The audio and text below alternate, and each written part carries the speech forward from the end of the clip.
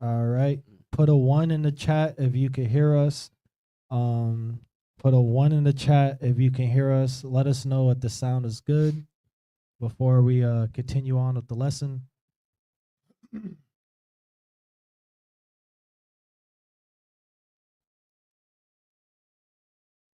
All right. Looks like Sister Destiny gave us the okay.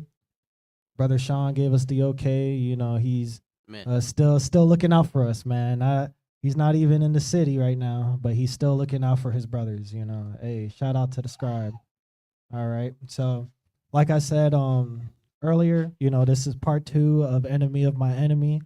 In part 1, I mainly talked about how, you know, our real enemy warped our perception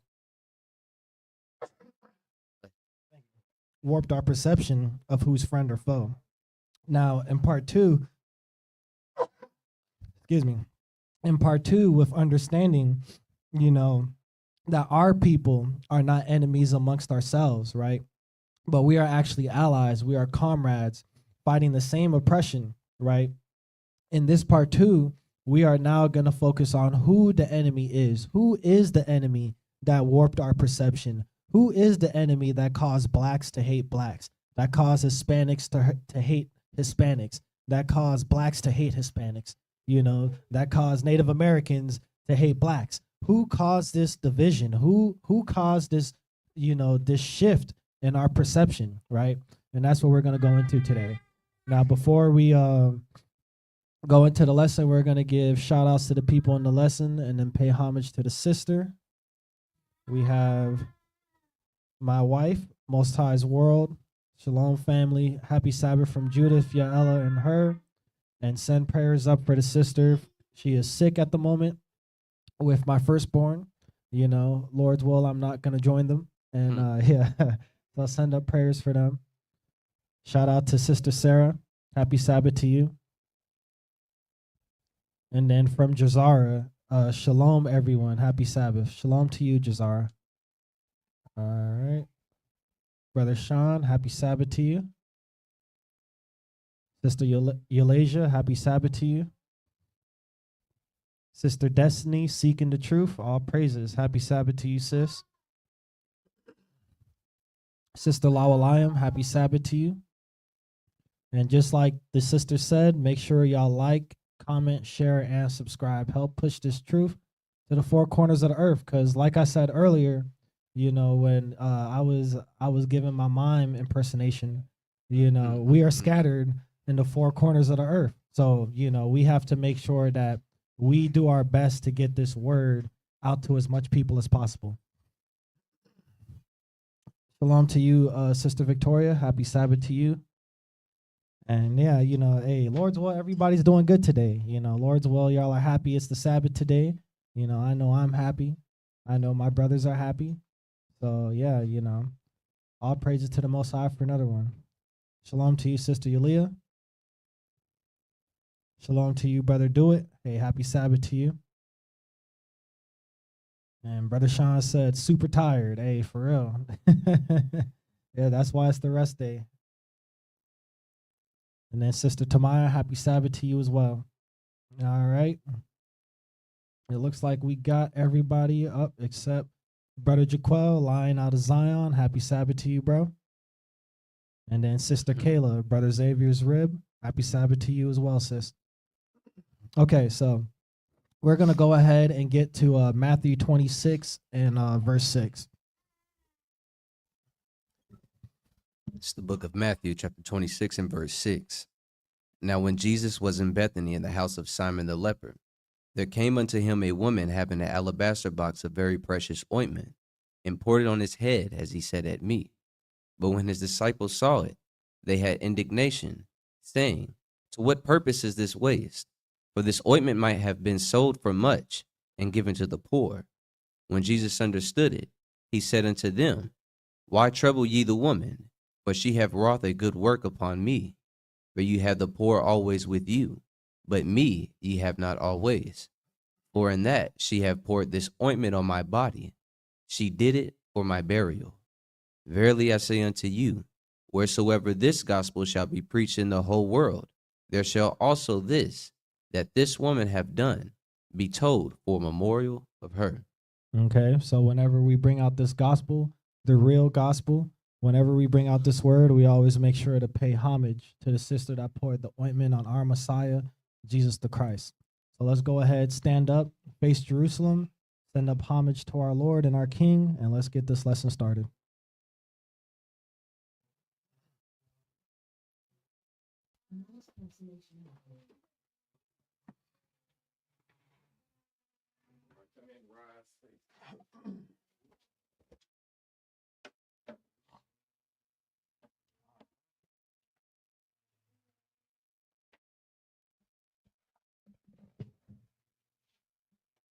Israel, blow trumpets.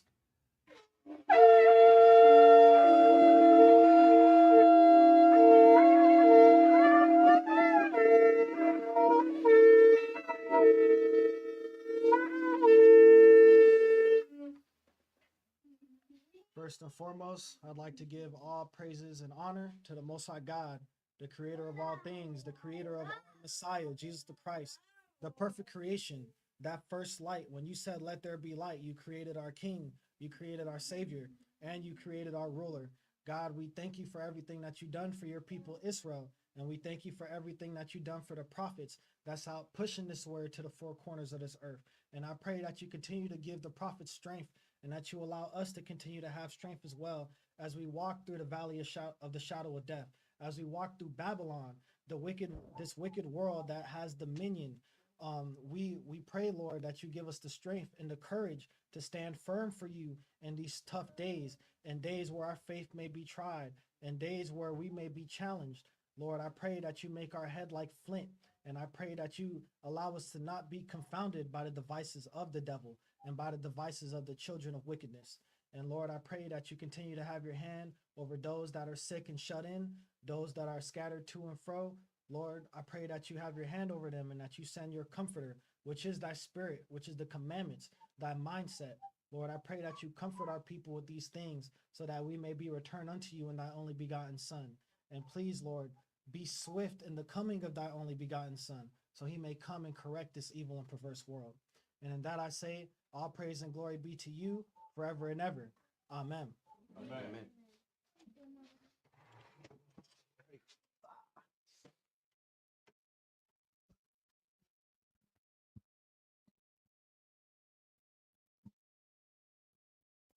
All right. So, like I said earlier, the class is enemy of my enemy. We also got the elder. Shalom to you. Happy Sabbath. And yeah, so we're gonna go ahead and get into this lesson. So the first scripture that I want to get into is going to be Genesis 27 and verse 38. Because like I said, the class is enemy of my enemy, right? And in the light of the Nolan Wells case and many cases prior, like Carmelo Anthony and Breonna Taylor, this class is brought out to remind our people again that the only allies we have is God and his children, which is our brothers and sisters, right?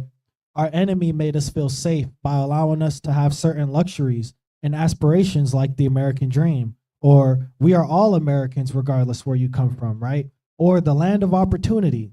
Well, you see, by hearkening unto these ambitions, we now disassociate God with success, right? And we only associate the oppressor with success. We only associate the ruler with success. We don't associate God with success, right?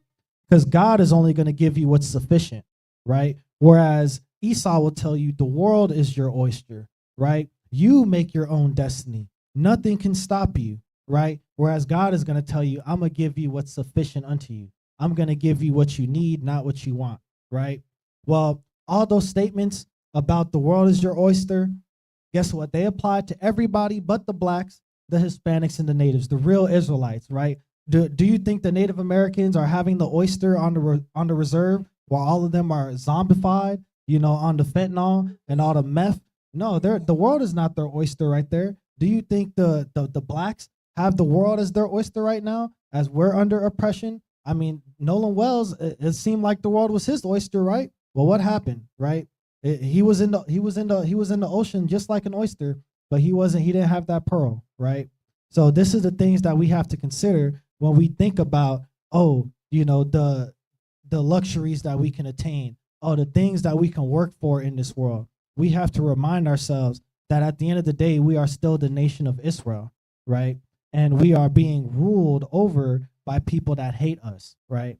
Let's get that Genesis 27 and verse 38. Book of Genesis, chapter 27 and verse 38. And Esau said unto his father, Hast thou one blessing? My father, bless me, even me also, O my father. And Esau lifted up his voice and wept. Okay, so to give some context right now in Genesis 27, Isaac he was about to die. He was getting old. The time of his days were nigh. And as he was, getting ready to die, he told his wife, he said, "Oh, Rebecca, go get my son Esau so I can give him this blessing," right? Because Esau was the firstborn, right? And Isaac actually favored Esau, right? But Rebecca favored Jacob. So Rebecca, told Jacob, "Hey, your father's about to give this blessing to Esau. I want you to have this blessing." So Rebecca, uh, made her son, have somewhat of the appearance of his brother, sent him into his father's chambers. His son took the blessing, right? Now Esau is coming, and Esau's like, "Wait, where's the blessing?" And Isaac's like, "Oh, snap. Well, I just gave your blessing away, you know." And Esau's like, "Oh, but don't you just have one blessing for me, father?" Right? Give verse 39. Verse 39. And Isaac his father answered and said unto him, Behold, thy dwelling shall be the fatness of the earth, and of the dew of heaven from above. Okay, so the world is your oyster is not a world for the Israelites, right? Because God said he would give the fatness of the earth to who, Brother Xavier? Esau. Exactly, right? Because we're reading right now that Esau's blessing is, hey, you're going to get the fatness of the earth. You're going to have the dominion, right? Hey, look, I know I gave the best blessing to your brother because I thought it was you. Hey, look, my bad, son. Here, I'm going to still give you this blessing right here. You're still going to have the earth, right? So let's go ahead and let me go ahead and show y'all this real quick because the scripture said that Esau would have the fatness of the earth, right? So let's go. Yeah, right here. Okay. So most powerful leaders in 2026, right? So right here it says the most powerful leaders in the world include Donald Trump, right? Who is an Edomite. I'm not going to pronounce his name. This is a Moabite right here. Vladimir Putin. You notice how all of these people are not Israelites? You notice how we don't see a Hispanic brother up here? We don't see a Native American brother. Hold on, let me scroll down. All right. Narendra Modi, India. Okay, that don't seem like a brother to me too. All right, let's keep scrolling down. Institutional and financial figures. Elon Musk. Okay, that's not a brother either. Ursula von der Leyen. Definitely not a brother. Okay. Benjamin Netanyahu. Oh, Israel. Whoa, look at that. Israel. Now riddle me this.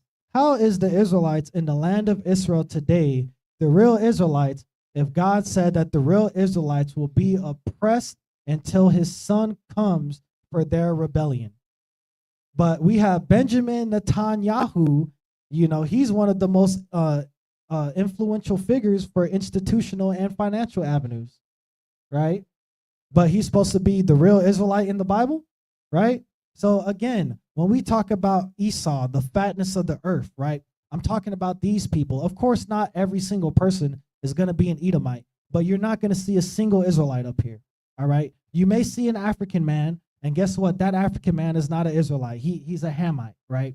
At the end of the day, it is not in our destiny right now to be on top at this moment. It's in our destiny to be on top at the end when this world is over with and the new world gets established that will never fade away, right? Let's go ahead and get another thing, because I don't want you guys to be thinking like, man, brother Don just bitter, man. He just hateful that, black people on the bottom. No, that's not what it is. I just want you guys to know what is reality, the reality that we are in, right? So, this is a political, this is a site that ranks like political leaders all throughout the world. Every year they have political 28, and they do it by classes. This is class of 2026, the most influential people in Europe, right? Keyword, this is Europe, all right? Donald Trump. Donald Trump is the most influential person in Europe right now. He's the most powerful person, Donald Trump, right? All right. So let's go to some more, because we're not going to read these biographies. We don't care about these biographies. We just want to know, the truth. Look at that. Look at that. That's a lot of people's Lord and Savior right there. All right. Let's go. I think this is all talking about uh Mr. Trump. Okay, yeah, there you go. So 2, we have this white woman right here. Yeah. 3, we have another Edomite right here. 4, we have another white I woman. thought that was Hillary Clinton.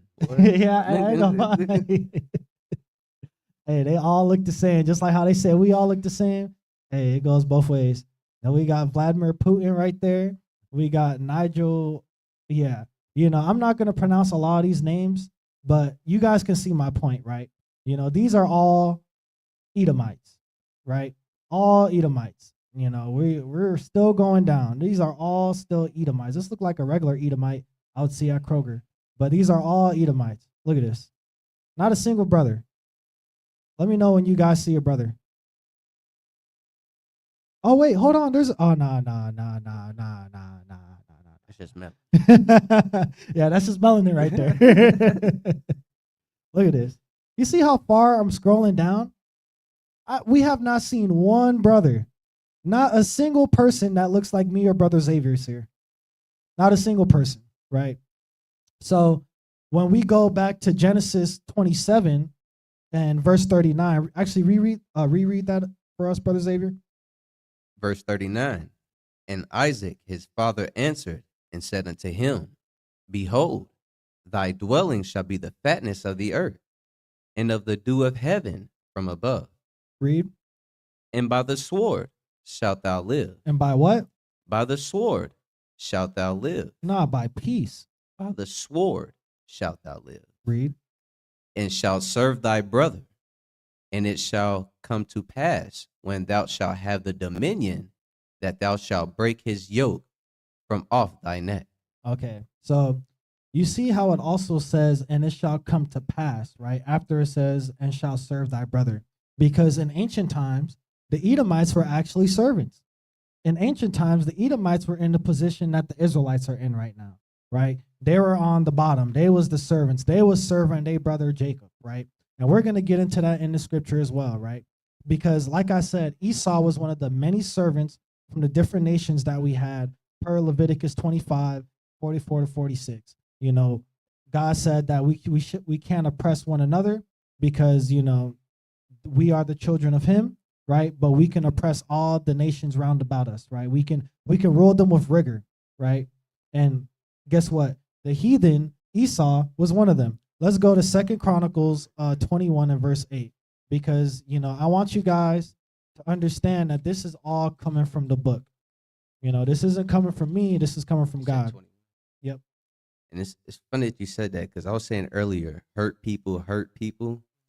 And Most High made Esau the base of all men, right? So it wasn't even just us. There's a base of everybody. You got your melanin took away. You don't know your difference between your cleaning water and your drinking water. You know what I'm saying? He made them the base of everybody. So it's just funny how they tried to make us the base of all men and made us the low category of subhuman and all that when they was created that way. Not facts, because it's like what you said. Like, they didn't know what was clean drinking water, what was dirty water. They was just, I'm gonna just give you the reason why we had the plague was because these Edomites was just pooping and peeing in buckets and just dumping it outside their house. So yeah, that's how we ended up getting the plague, because eventually a bunch of rats, and diseases that came with that started to pile up and fill up the air to where now everybody is sick, right? And just like what Brother Xavier said, they spun it on us. Now we look like the animals. Now we look like the people that don't know how to wipe our A, right? Because hurt people. And they've been the most hurt out of everybody, right? It makes sense. So get Second Chronicles 21 and verse 8. The book of Second Chronicles, chapter 21 and verse 8. In his days, the Edomites revolted from under the dominion of Judah and made themselves a king. Okay. So, this is during the time of King Jehoram, the son of Jehoshaphat, right? So during these times, right, it said that, hey, the Edomites revolted from under the dominion of Judah. Now, when we went in Genesis 27 and 40, it said, and it shall come to pass when thou shalt have the dominion that thou shalt break his yoke from off thy neck.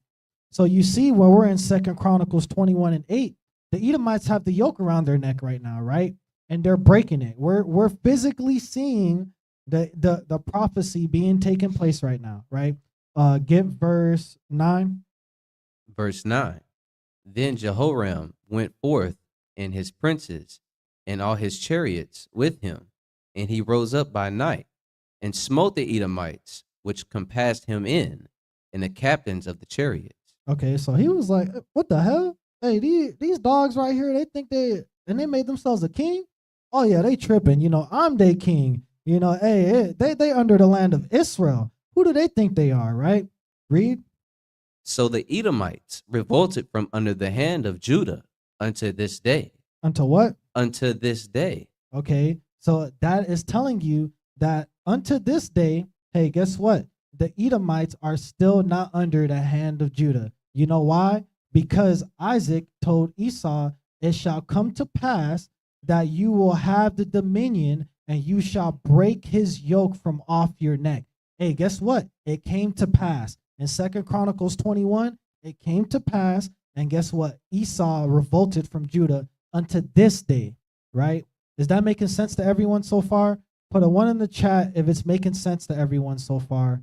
Put a 2 in the chat if you're confused. So, like I said, right? The Edomites, it was prophesied. All of this has been prophesied from the very beginning, right? The Edomites have been the servants, they've been the tail, they've been on the bottom, right? And they knew eventually their time would come to be on top. They knew eventually their time would come to rule this planet, right? And now that they have their time, you can see what they're doing with it, right? Now let's go ahead and go back to Genesis 27, right? And we're going to get verse 41. It's the book of Genesis, chapter 27 and verse 41. And Esau hated Jacob. Wait, hold on. Restart that. And Esau hated Jacob. No, white people love black people. Hated Jacob. There's white people that like black people. Esau hated Jacob. Read. Because of the blessing wherewith his father blessed him. Okay, so remember what Brother Xavier said? Hurt people hurt people. Hey, Esau was hurt because he got that blessing taken away, but he really didn't get taken away because he threw away his birthright for a morsel of meat. Man. We're going to get into that too, right? But he was hurt, right? So because he was hurt, he had a perpetual hatred, and we're going to get into that too, a perpetual, everlasting hatred for Jacob, right? So we got to get this understood that Esau hated Jacob because of the blessing, right? Just like the Edomites hate us now because they know when they look at us, they're looking at God. They're looking at Jesus. They hate us, right? That's why when the woman gave birth to the man-child, which was Christ, what happened? The dragon was after the child. The dragon was trying to kill the child and then killed the child, right? Who do you think that is? That's Christ. That woman is Israel, right? The moment that the Edomites heard that the Messiah was walking the planet, they put a hit on him. The moment he came out the matrix, Man. as the Bible would say, they had a hit on the Messiah, right? Because they knew he was the black savior, right? The black savior, right? He was what we call black excellence, right? And I'm putting quotations on black because black is just a color. We do not identify with black, right? My skin tone is literally not black. Like this shirt is black. I am literally not black, right? That's just a derogatory term that they gave to a tribe of Israel that was darker than a lot of the other tribes. They called us black. They called us Negroes, right?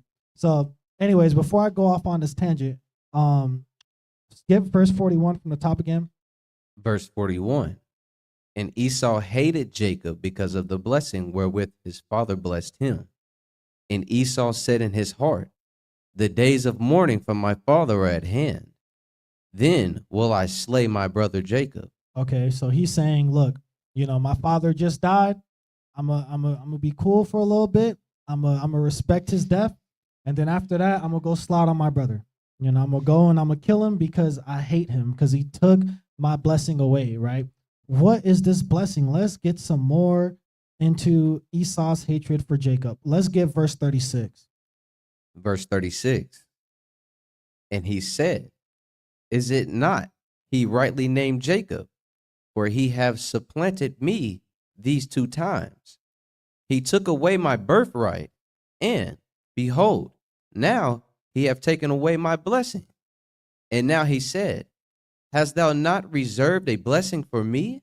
Okay. So again, this is why Esau hated Jacob, because Esau feels like he got slighted by his brother, right? He's like, okay, well, this guy finessed the birthright off of me, and then now he's going to finesse the blessing off of me. What, he's going to take my skin too?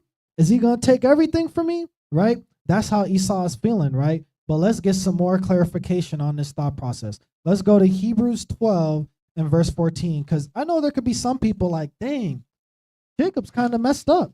He took Esau's birthright. Man, like how could he do that? But here's the thing, right?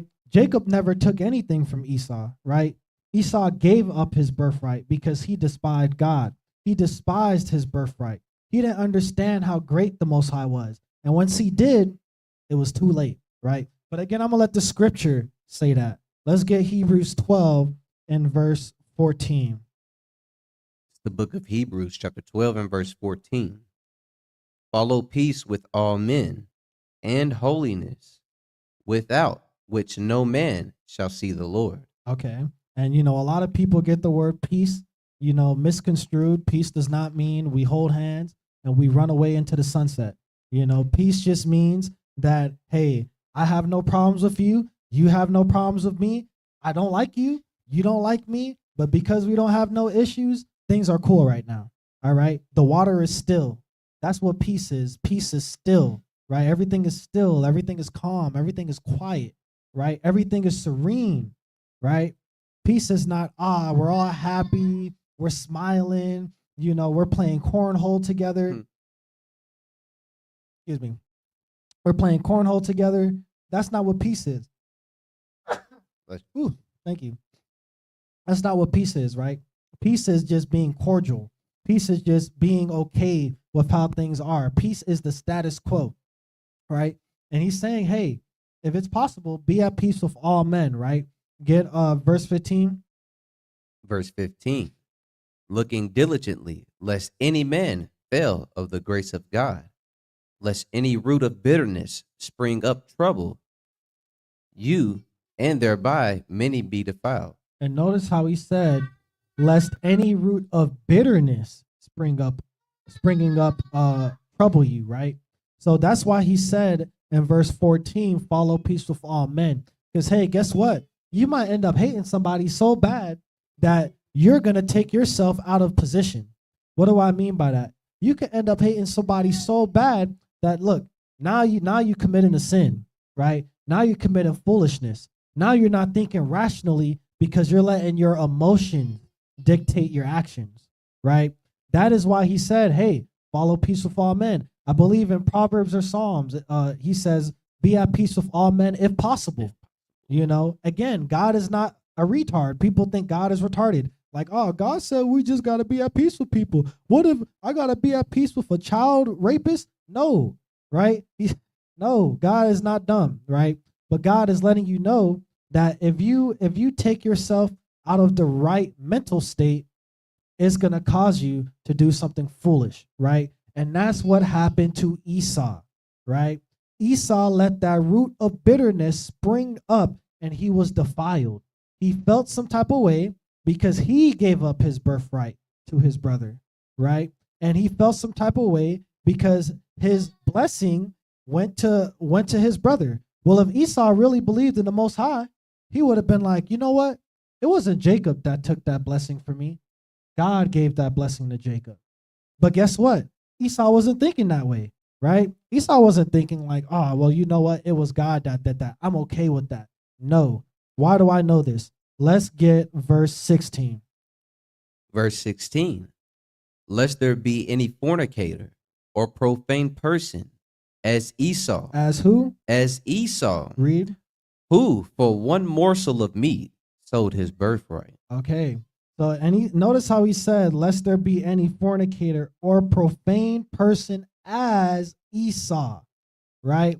Because Esau let that hatred, let that perpetual rage build up inside him to a point where that ish is passed down to his kids. We thousands of years in the future, and this man's children is still has hatred for us, right? We thousands of years in the future, that hatred is still here, right? He was defiled. He let that root of bitterness spring up and take him out, right? He sold his birthright for a morsel of meat, right? That is why his birthright was sold. It wasn't because Jacob took it. No, it's because Esau sold it for some food, right? That's like you selling your land that your dad gave you that was in your family inheritance for generations, and you sell it for a happy meal. That's what he did, right? You have to have hated your inheritance if you sold your inheritance for a happy meal. I don't care how hungry I am. If I love the inheritance I have, I'm going to starve to death before I sell it. You got something to say? Hey, it's making sense when Christ called the scribes and Pharisees, you are the children of the devil, you are of your father.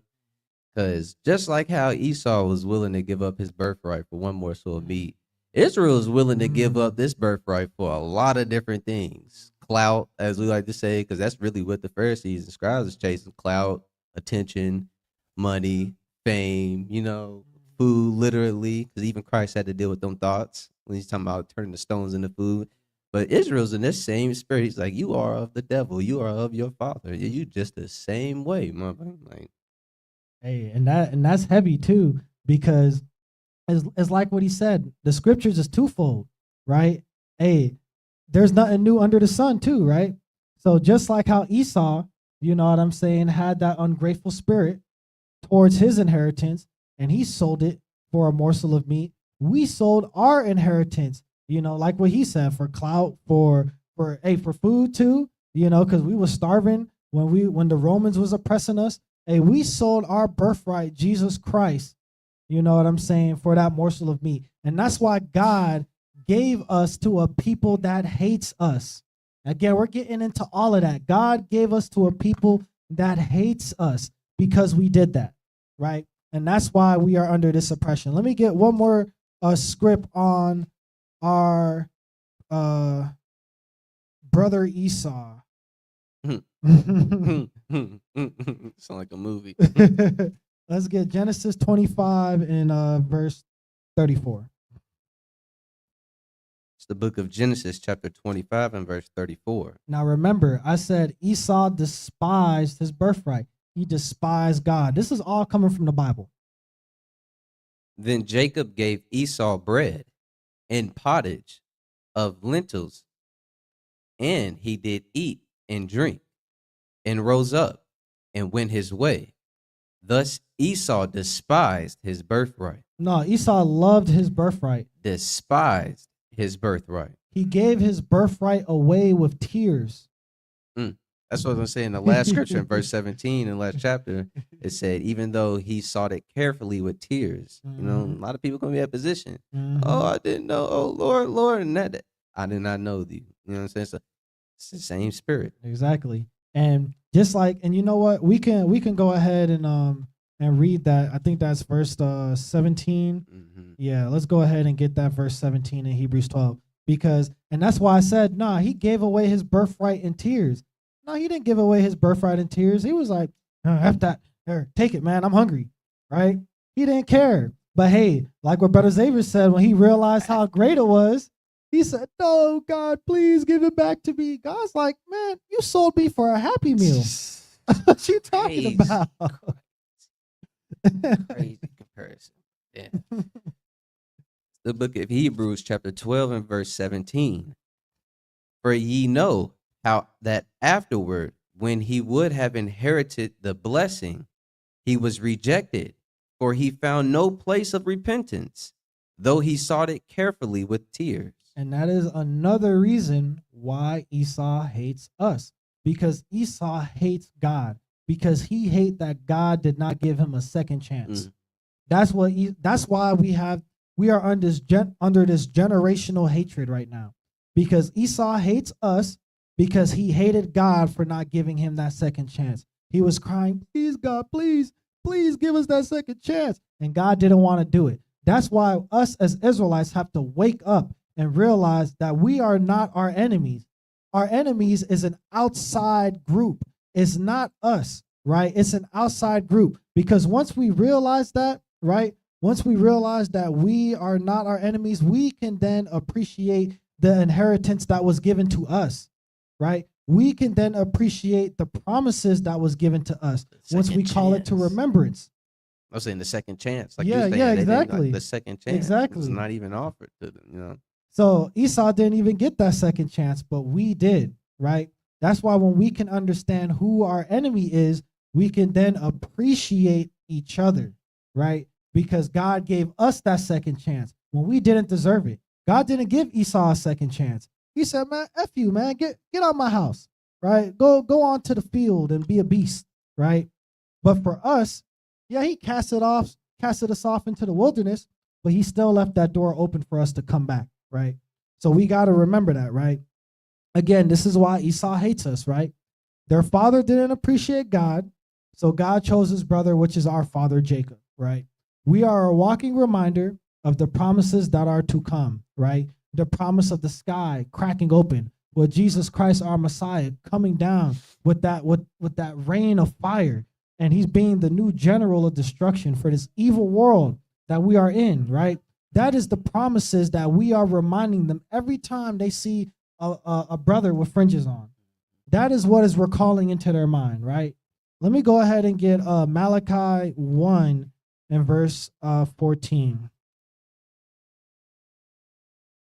Or not 14, excuse me. Let me get Malachi 1 and verse 1. It's the book of Malachi, chapter 1 and verse 1. The burden of the word of the Lord to Israel by Malachi. I have loved you, saith the Lord. Yet ye say, wherein hast thou loved us? Was not Esau Jacob's brother, saith the Lord? Yet I love Jacob. And that's why, I was being funny and I said our brother Esau, right?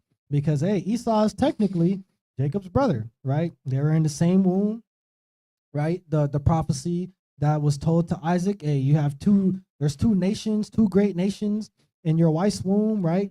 So, but at the end of the day, God only loved Jacob, right? Read verse 3.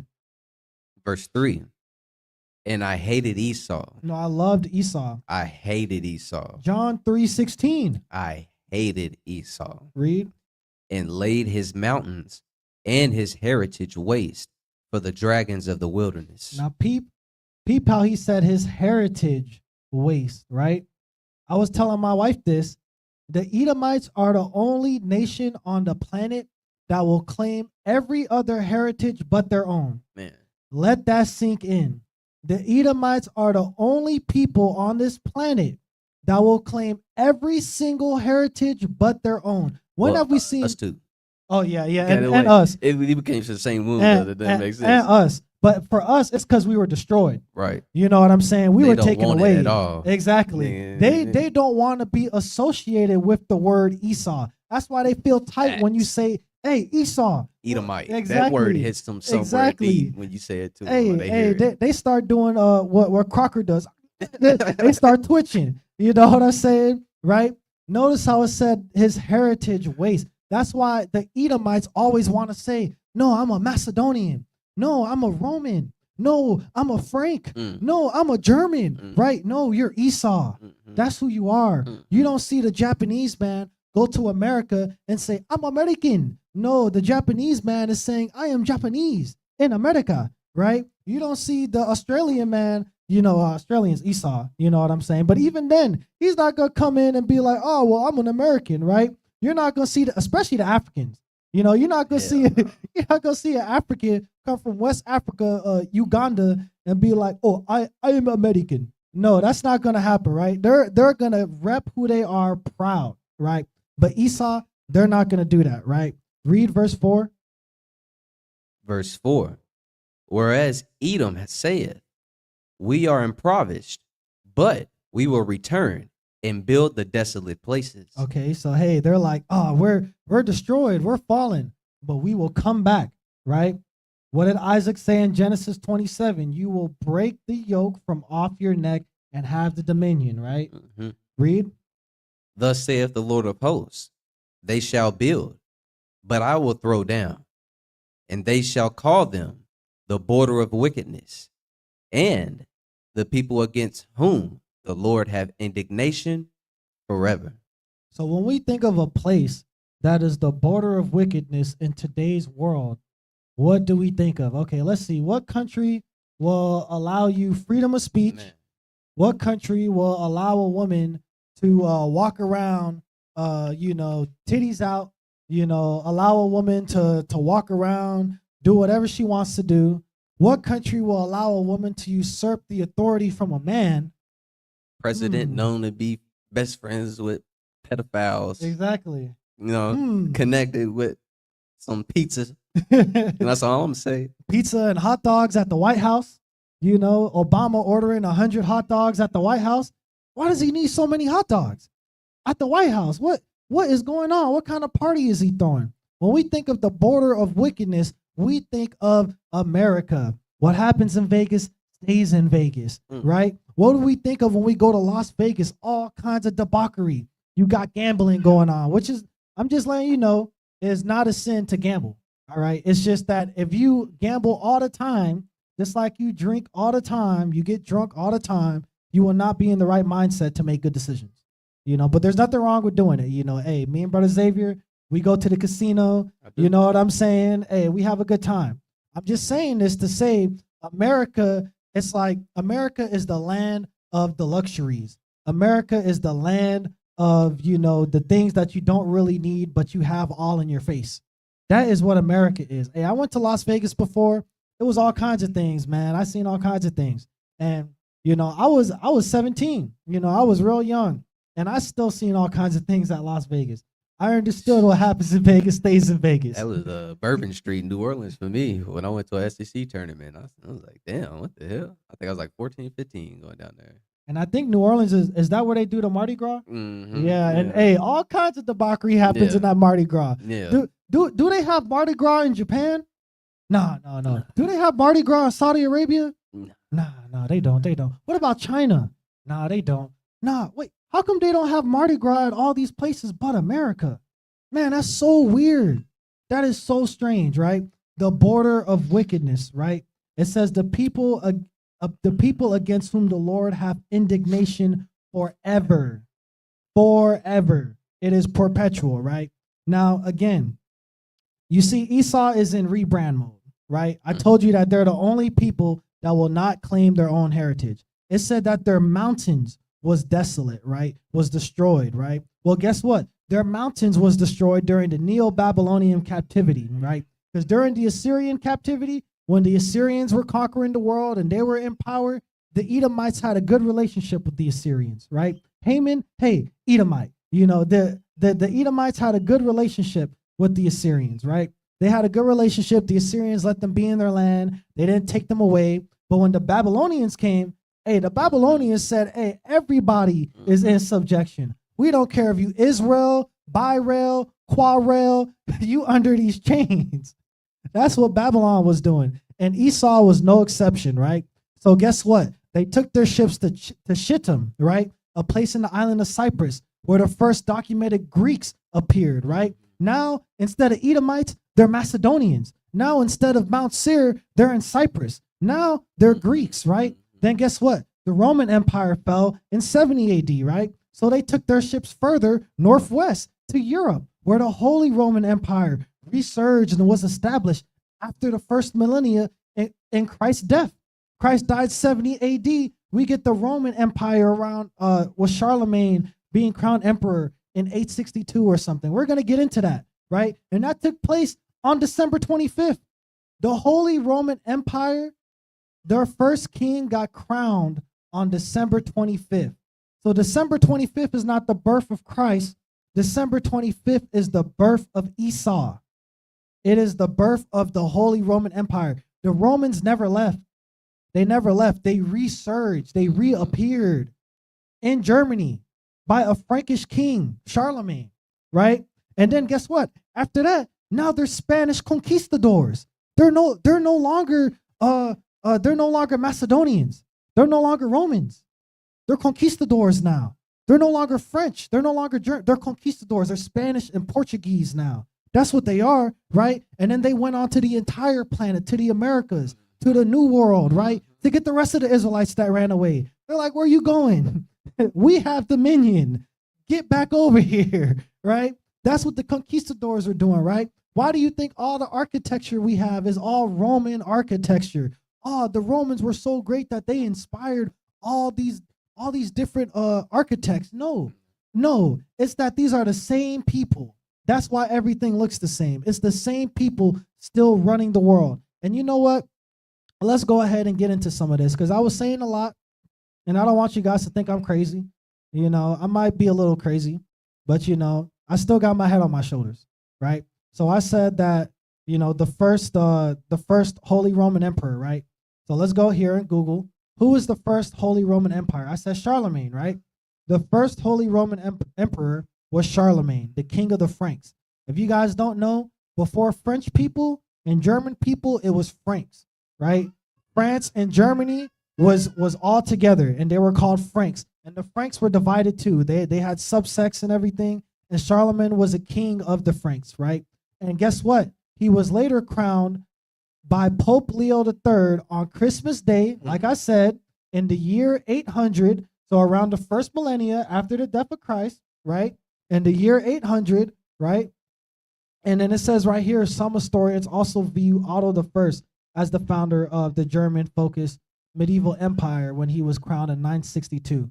But at the end of the day, Charlemagne was the first Holy Roman Emperor. It's just that King Otto I was the first person to really establish the Holy Roman Empire as an institution, right? The Holy Roman Empire had an actual building when King Otto became king. But Charlemagne was the resurgence of that beast. Charlemagne was the resurgence of the Red Dragon, right? Now, I'm going to also go ahead and get this right here. Yeah, let's go ahead and get King Otto, because I said King Otto was also a Roman emperor, right? So we're going to get that as well. Who is King Otto the First? All right. Let me get this out the way. All right. King Otto the First, most famously known as Otto, I won't finish the rest, was a medieval German king and the founder of the Holy Roman Emperor. Depending on the context, the name can be referred to also as Otto the First of Greece, right? And notice how it said of Greece, right? Now, this is a Frank king. This is a Frank king right here. German king in 936 AD. But one of his surnames was Otto of Greece. That's weird. He's not a Macedonian. I thought he was a Frank. I thought he was a German. How is one of his bywords a Macedonian now, right? So this is what I'm telling you. These are the same people. They just rebrand. Just like when it said in Malachi, where Malachi 1 and 3, where he said, I hated Esau and laid his mountains and his heritage waste, right? They didn't go and restart Edom. They didn't go and restart the nation of Esau. No, they went ahead and restarted the Holy Roman Empire, right? Let's go ahead and get Revelations 12 and 12. Now put a 1 in the chat if this is still making sense so far. Put a 2 in the chat if you're lost.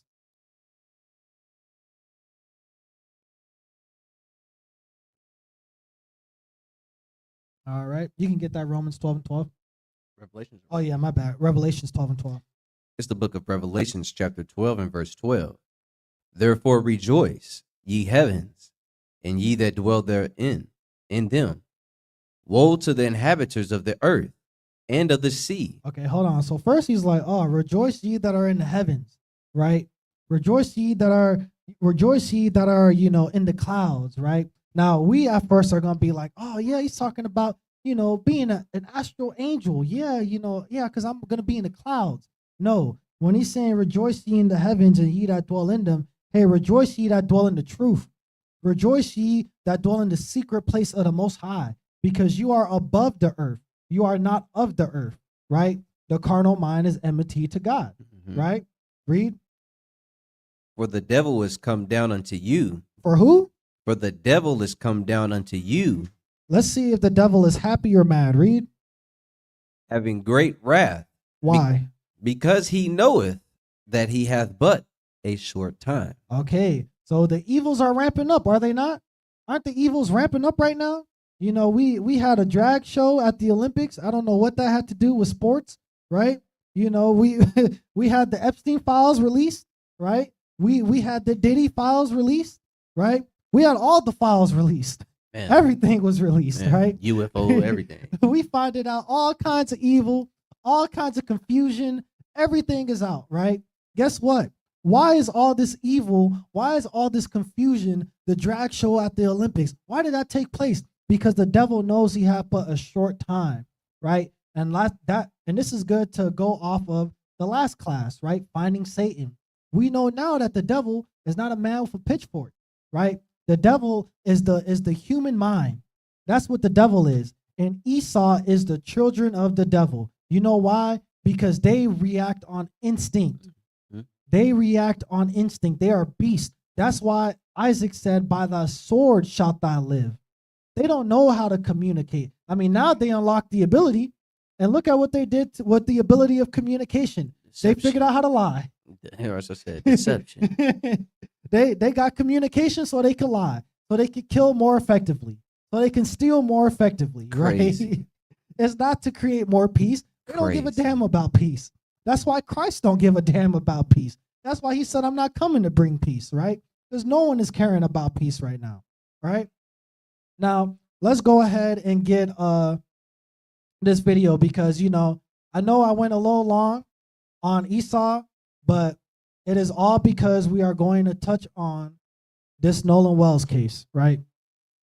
We are going to touch on this case right here. So if you guys don't know, Nolan Wells, he was a young brother. Apparently, he was a football prospect. I wouldn't know. I don't know much about sports outside of MMA and kickboxing.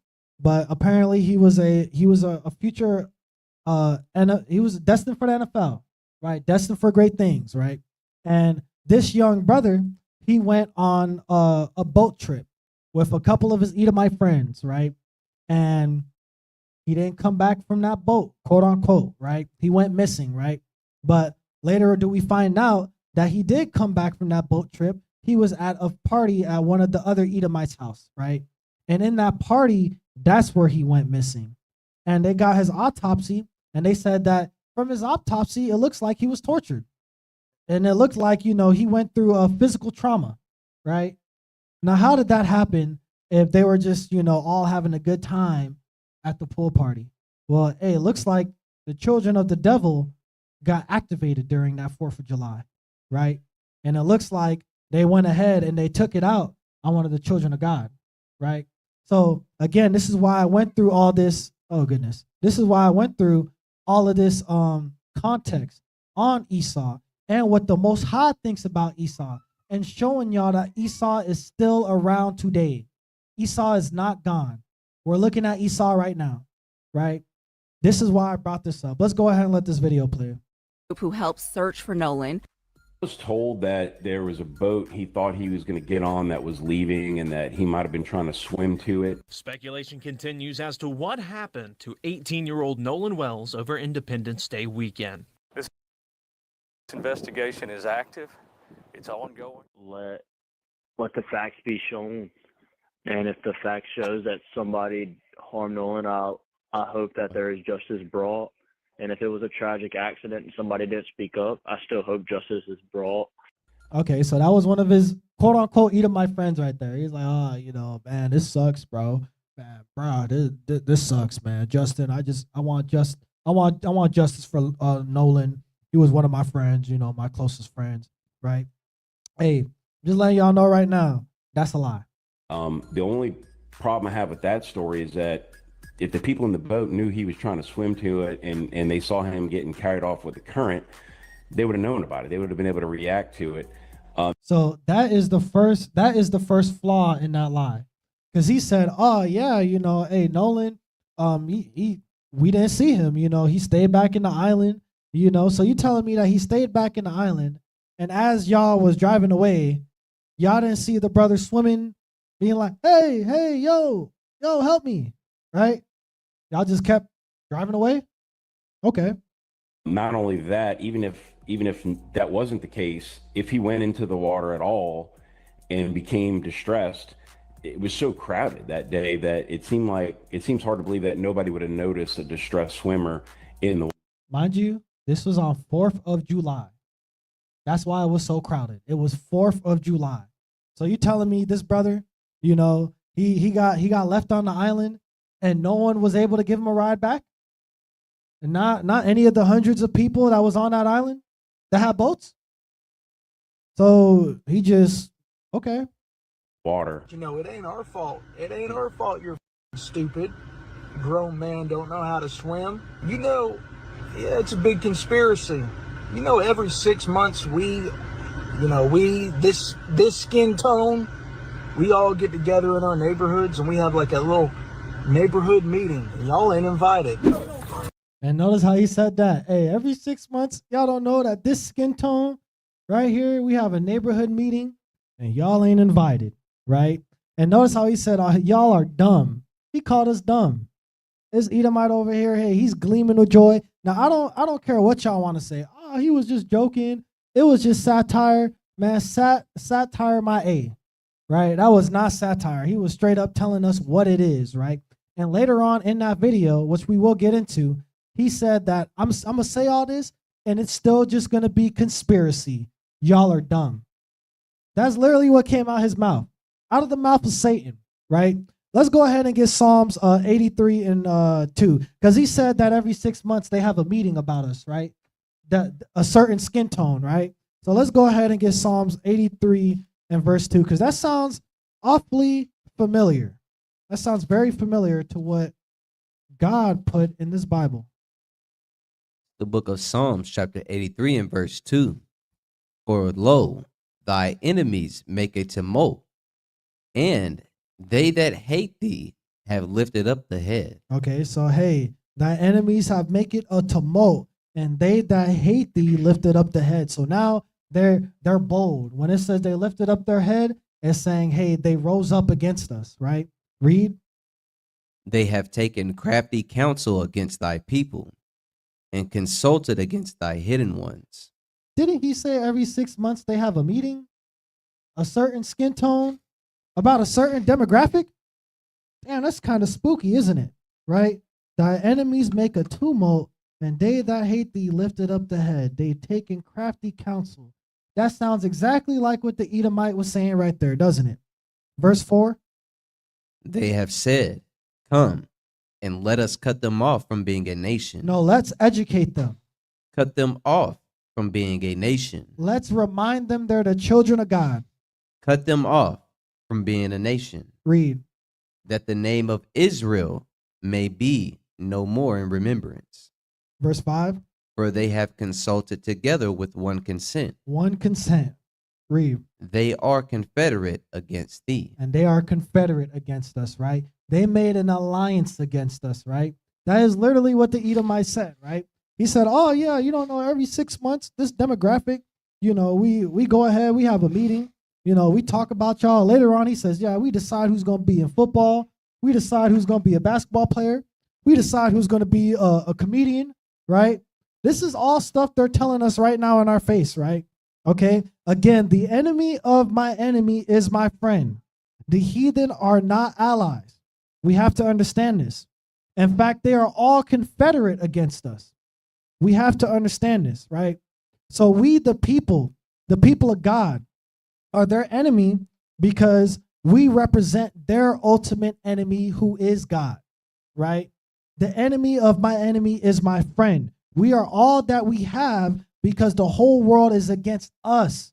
So we need to stop fighting amongst each other because we're doing their job for them, right? Because when we're fighting amongst each other, we're not even going to know about Nolan Wells. We're not even going to know about Breonna Taylor. We're not even going to know about Carmelo Anthony because we're going to purposely put our head in the sand and we're not going to care, right? We're going to be too busy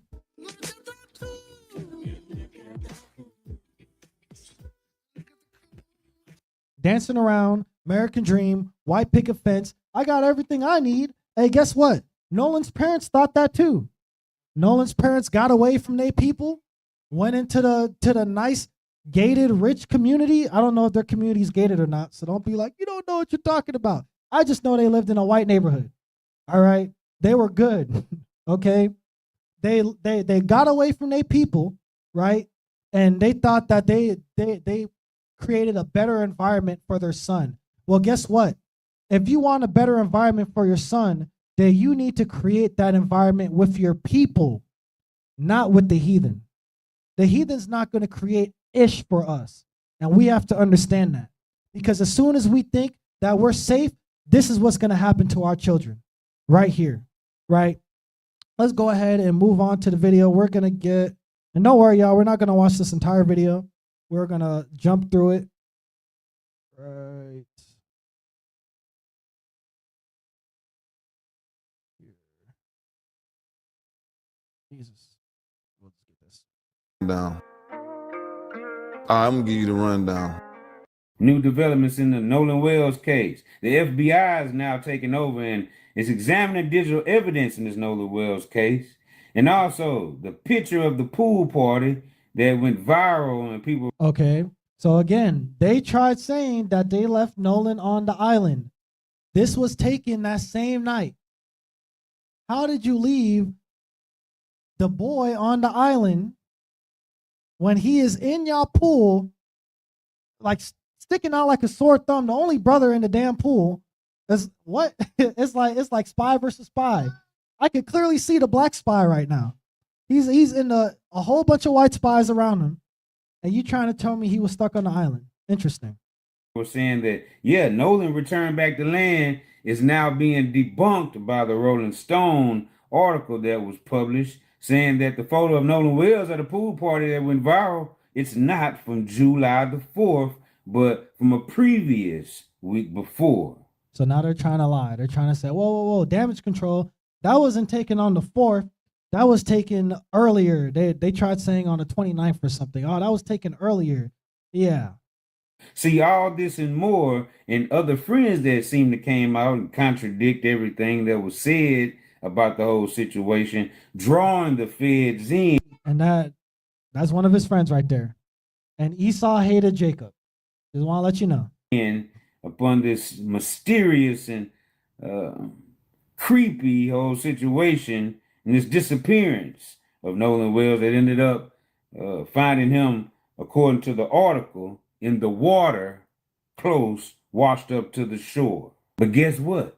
In the same exact spot that he was last known to be seen at.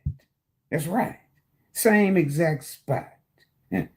And they're saying now that allegedly, they're switching the story up, that he was last seen, get this, trying to swim to a boat to get on the boat. But the people just looked at him, swimming to him, and kept going.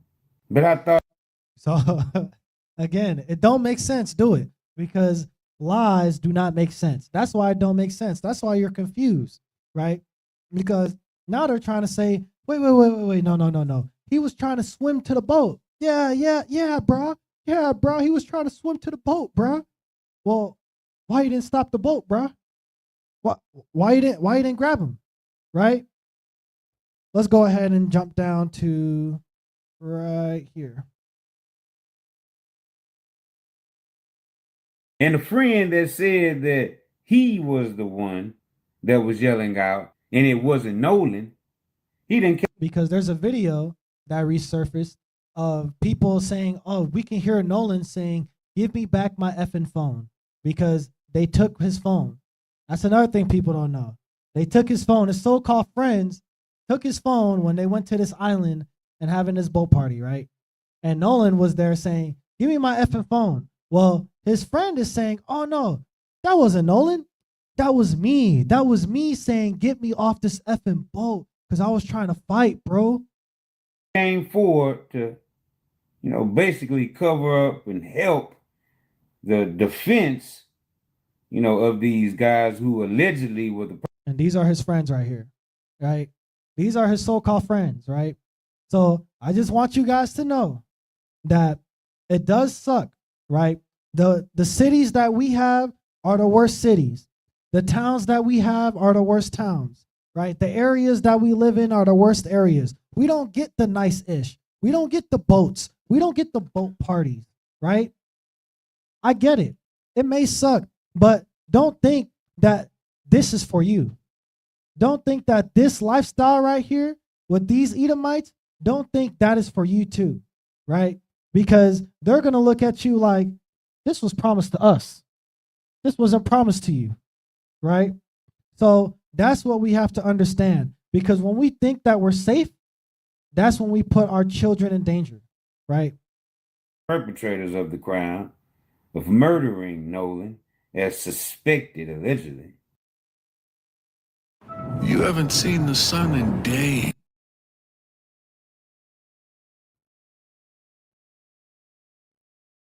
This morning, a friend of Nolan Wells, who was with the 18-year-old the day he was last seen alive, is sharing what he says happened during a July 4th boat trip to an isolated barrier island off the Mississippi Gulf Coast. Trayston Shepard declined to speak with us on camera because he says he and his friends are getting threats. We did no wrong here, and we don't understand how we're getting so much hate behind it. We all cared and loved Nolan, and nobody wanted to see Nolan die. Nobody wanted to see his life be taken so short.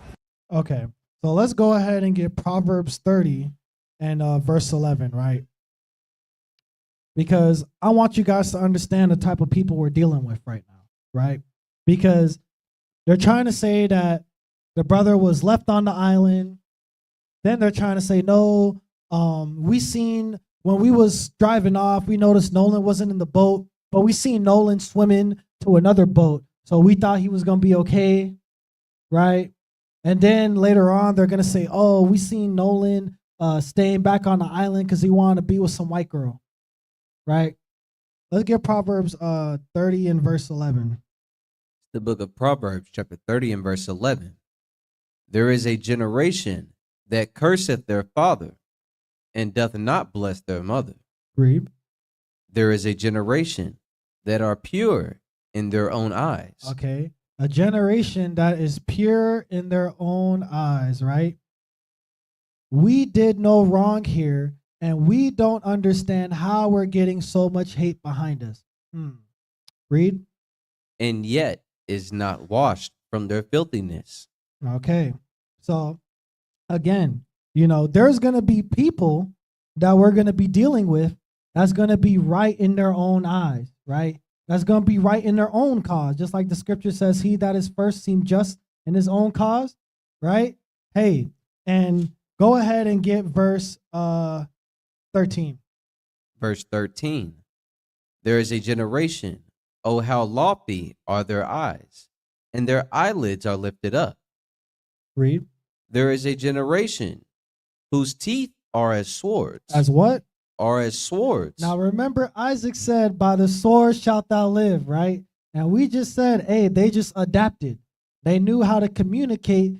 Through communication, they kill. Through communication, they steal and they rob, right? Read. And their jaw teeth as knives, to devour the poor from off the earth, and the needy from among men. This is the poor from off the earth right here. This young brother Nolan, right? This is the poor. I'm not saying poor. He was well off. All right. The brother was in a nice high school, right? The brother lived in a nice neighborhood. Okay. When I'm saying poor as in, think about this. This brother had all the tools that the Edomites had, right? He had the two-parent household. He had a two-parent household, right? The nice house, the support, He had everything that he needed to succeed and thrive, right? But where is he at right now? This is the poor, because even with all of the necessities that the Edomites received, he still was not able to be as great as them. And you know why? Because if he was left alone, he would have reached that greatness. And they knew that. And that's why they killed him. Because they don't want to see our people rise. They don't want to see us tap in to our godly aura. Because if we do, that Revelations 12:12, they know their time is short, right? We're just constantly reminding them that that sky is going to crack open and they're going to get washed with flames, right? So let's go ahead back to the video. Let's go to, I'll let it actually play. We all cared and loved Nolan, and nobody wanted to see Nolan die. Nobody wanted to see his life be taken so short. Shepard addressed this viral video that investigators have been studying. Wells's parents worried it showed their son involved in a confrontation, but Shepard said that's him, not Wells. Okay, so and there's a video of Nolan getting in an argument, right? He got in a confrontation, right? And now, hey, guess what? The Edomite is like, nah, bruh, that was me, bruh. That wasn't Nolan. Nah, that was me. He got the damn near a whole foot on him. If forensic video evidence really wanted to, bro, that shit. If they just saying, like, if they really wanted to, they debunk all that shit. Exactly. Like what you say, he got a whole foot on him, and he was a football prospect. You know what I'm saying? Probably stupid athletic. Like, come on now. The video I'm referring to, that's me yelling. Shepard says he took a boat back from Horn Island in the late afternoon, but Wells stayed behind with a girl he had met. They met that day, and it was kind of one of those things. It did come off that. So now they switching it up. Wait, okay, hold on. First, he got lost on the island with hundreds of people on 4th of July. Okay. Then he was trying to swim to a boat. He was trying to swim to a boat because his friends left him by accident. Okay. Now, he decided to stay back for the white girl. Oh, now it's making sense. You see, when you change the story up the 4th time, it finally makes sense now. The day that he really did like her, but that was the only time they'd ever hung out was at Horn Island on July 4th. Investigators believe Wells drowned and say there were no immediate signs of foul play. And then, hey, we know who these brothers are, right? And they're saying, oh, there's civil unrest everywhere. You damn right there's civil unrest everywhere, right? Because the evils are ramping up. You guys know the time is short, so you're ramping up the evils. When these evils ramp up, guess what you're doing? You're waking up more brothers like this. You're putting more fringes on brothers. When you guys do this, you guys think you're stomping out the light. Hey, the Most High told David that he was going to give him a light forever, right? The Most High told David he was going to give him a light forever. You can't stomp out that light. That light is impossible to stomp out. The more you stomp us out, the more we multiply. It's like I'm watching Star Wars and I'm seeing the droids come out. You see, they coming all out the factory, the scriptural factory right here, right? When you ramp up these evils, you just speed up the time. That's all you're doing.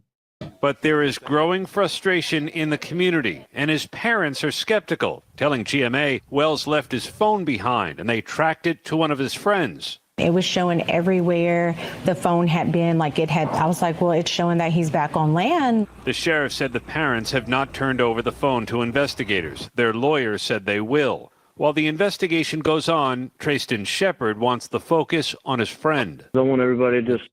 Thank you. So now why does he want... Why does he want the focus shifted? Because, hey, stop looking at us. Hey, focus on Nolan, dude. Nolan went missing, dude. Why you're attacking me and giving death threats to me and my friends? Dude, I just lost my best friend. We gotta focus on Nolan. Stop focusing on the BS that we're spewing out, right? I want everybody just to relax and let everybody mourn the loss of Nolan. And let us remember him as in like the sweet guy. Yeah, I'm sure he was sweet for y'all because he was a sweet meal. That's what Nolan was for y'all, right? And I'm not saying this to make fun of the young brother or anything, right? Because this pisses me off just like it pisses you off. And if it doesn't piss you off, you need to check yourself, because this is why this class is here, right? This young family just lost their boy, right? This family lost their boy, right? And it's all because they thought they was safe in the lion's den, right? To relax and let everybody mourn the loss of Nolan. All right. Let's go on to right here. Now we're about to hear the parents speak, right? Because Tristan, another these day, are, another pair of shades, and these. Excuse me, y'all. Hey, these ads are gonna be killer. And fair use, by the way. I know it's mad late to say fair use. But fair use. But now let's hear what his parents have to say about these friends, right? Because, you know, Tristan is saying, oh, this is my childhood friend. We have a bunch of other white dudes that are saying, yeah, we're real close with Nolan. Where's another brother in this picture, by the way? Damn, I can't find one. All right, let's press play. Wow. But Tristan Shepard described himself as Nolan's best friend. He gave an interview saying that he was the one who was yelling in one of the viral videos that people had been questioning, and said that it wasn't Nolan in the video, that it was him, and that Nolan met a girl that day that he really liked, even though he'd never, interacted with this girl before. Her name was Katie. Have you spoken to Tristan since Nolan's passing, and how are you responding to his account of what happened? So first of all, we don't know Tristan. We've never met him. So to say, best friend, childhood friend, that's a bit of a stretch. We've never met him. He's never been to our home. Now, if you were to say that about Jalen or Javon, I would say absolutely. You could say that those are childhood friends, those are best friends, because they've been to our home. We know their family. We're close to, their mother. But this young man, I maybe high school, they started hanging out or, kind of been around each other. But again, we don't know him. And not maybe high school. It was high school. It was high school, right? All right. And notice how she said Jalen and Javon are his actual two childhood friends. These are brothers. These are brothers, by the way. Isn't that crazy? Hey, that's how you know that we will still gravitate to our people, right? Even when we hate each other, even when we hate who we are, we still are going to gravitate towards each other when we're in the lion's den, right? Now, again, like I said, Tristan was like, that was my best friend, bruh. We just got to focus on Nolan and the loss, bruh. Stop focusing on me and my lies, dude, right? The mom is like, we never met him.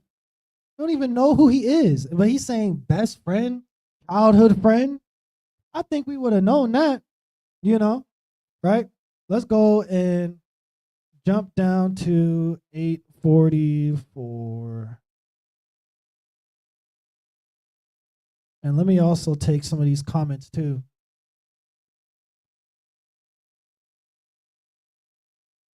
Let's see. Okay, so that's good. It seems like everybody's following along so far. All praise to the Most High. Christina said, can they be compared to how King David established our dominion, but Solomon? Yeah, when you're talking about Charlemagne and King Otto, yes, that's actually a very good comparison, right? King David would be Charlemagne.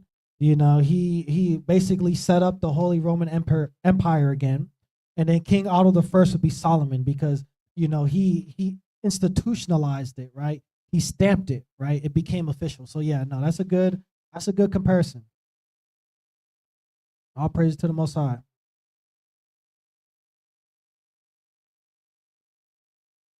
Not too much on Michelle Obama. She's probably talking about the video, because I seen she put a one earlier. Yeah, she talking about that video, man. Hey, we got a lot to unpack. And brother, thank you, Brother Quell, again for scribing for us. All praises to the Most High. Shout out to the brother. Then Christina said, I can't believe he felt comfortable enough to be around so many Edomites. These curses make us do crazy things. Hey, that's heavy.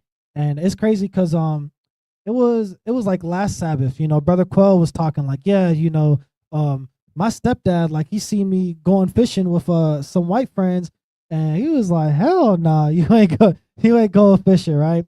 Hey, my dad, he told me, he was like, oh, you got to stop hanging around them because they will eventually always get tired of you, right? That's what my dad told me. My dad was born in 51. All right. It's the parents' fault for thinking they could overcome the curses without God. Exactly. That's why I'm trying to tell y'all, it don't matter where you go. You can go to China. You could go to Japan. You could go to Africa because, oh yeah, let me go back to the motherland. Let me go to Africa. They're not going to accept you because, again, you are a child of God, right? They're not going to accept you. The heathen have made a tumult against us to wipe off the name of Israel from remembrance, right? These are not our friends. Again, when we think these are our friends, that's when we lost. Because once we think these are our friends, we will then hate God because God hates them. So how can we love the heathen but love God? When God said he hates the heathen because of the things they do, right? Again, it's important we make that distinction clear. The elder said, I thought it was cool to be around a bunch of them red people. That's our twin brother. When? Hey, I ain't gonna lie. And that's the wicked Israelites. They'll say, hey, no, but Esau's our brother. Brother? You know, he's our brother. That's why the Most High said, nah, you know, don't invade Edom when we was passing through the wilderness, brother, because he said they was our people. When Cain, Abel's brother too. Hey, there you go. Bring it home. Was it Cain, Abel's brother too? Wasn't that Rock Abel's brother too? But what happened, right? So we can't get caught up in technicalities, right? Because while yes, Esau may be related to the Israelites, right? At the end of the day, they don't have no relation to the Israelites. And that's what needs to be understood. Abraham had Ishmael before he had Isaac. When he had Isaac, God told him, oh yeah, finally, you're firstborn. He already had a firstborn son. God did not recognize that nigga. So we have to understand. So let's go back to the video. We're gonna jump down to right here. Because again, back to retrack a little bit, the mama's like, yeah, we don't know him. We don't know who this Edomite is. That's not his childhood friend, right? Now, Ben Crump confirmed that Nolan was in an argument that day, which debunks Trayston's statement about it was only him that everybody heard on that video that was in an argument that day and not Nolan. But hold on. So yeah, those two brothers, that's Jalen and Javon right there. Why not tell us that Nolan was also in the argument according to others? Sounds like you're hiding something, Trayston, by simply not acknowledging the fact that Nolan was in the argument also. So again, Tristan is trying to say Nolan was never in the argument, right? When there is a video of Nolan being in an argument, there is a video of him being in an argument on the island. Because Ben Crump is going to tell us it's also evidence. Witnesses said it was, different fights going on. As I mentioned in my first video about this, there was multiple altercations happening out there. And Nolan's, again, this is the video, just happened to be the one that ended up allegedly turning out deadly because of this fight/argument that Nolan Wells was involved in. And as we see, he don't got the facts straight because he's not recollecting what other people recollected. He's saying he's the only one that had a fight. Nobody else. And there was clearly other altercations, according to witnesses, that took place on that island. And I'm going to... Okay. So again, hey, he's trying to say, nah, I'm the only guy that got in the fight. When there's multiple people saying, yeah, Nolan was in a fight. There was a family that stayed a night on the island. So now this is the father, this is what the father was doing after he found out that his boy was missing, right? So he's explaining his side of the events. Like actually tented out on the island. So if he was left, he would have saw that family on the island and it was 2 of the boats docked, so he would have had help. So I don't know. I don't know. I think we stayed there for like an hour and a half. That's when Jackson County and the sheriff department showed up, and they were going to do their rounds. And I had a classmate of mine, him and his 2 boys, they came out and they searched, and then they got back in touch with me and said the Coast Guard had finally showed up in airplanes. So it was a whole lot of people. Now, mind you, this sounds like a task force damn near, don't it? Right? So we had, the father over there with, his friends to help find his boy, right? They couldn't find him. Now you have this took place in Mississippi, by the way. Now you have the Jackson, Mississippi police come out. They do their rounds, right? So the whole damn day, people are looking for Nolan, and they can't find him. But his body reappears the next day, the same spot he went missing. How was they not able to find him that day? Wouldn't the spot he went missing be the first place they would check? Now, mind you, his mom had a Lifestyle 360 app on the phone. So his mom knew exactly what was going on. So you telling me they went to the location of his disappearance, didn't see him, couldn't find him, had a whole task force, but then the next day he reappears at the spot he went missing at? That's weird. People out there on both sides of Horn Island. Boats all and on both sides of the island. This is what it looked like on the 4th. Always looped around. So they just seen this black kid, swimming, and was like, F it, we gonna let him drown. Right? All these people. So no one seen Nolan? All these people? Interesting. Parked around this Sandbar Island on both sides. And nobody seen Nolan. Nobody was nice enough to give him a ride. The last black guy on the island, I would assume, if he wasn't dead at that point, if he was still there at that point. Again, there is Nolan right there, So for all the lies that they try to say, like, oh no, he wasn't on the island, but he was on the island. He wasn't in the water, but he was in the water. He wasn't on the boat, but then got on the boat, right? You can't deny the truth, right? Everything in the darkness will eventually be brought to the light, right? And these Edomites, I don't think they're going to get, convicted for anything. I don't think anything's going to happen to them, right? But at the end of the day, it's important that we remember, because if nothing happens to them, right, and we forget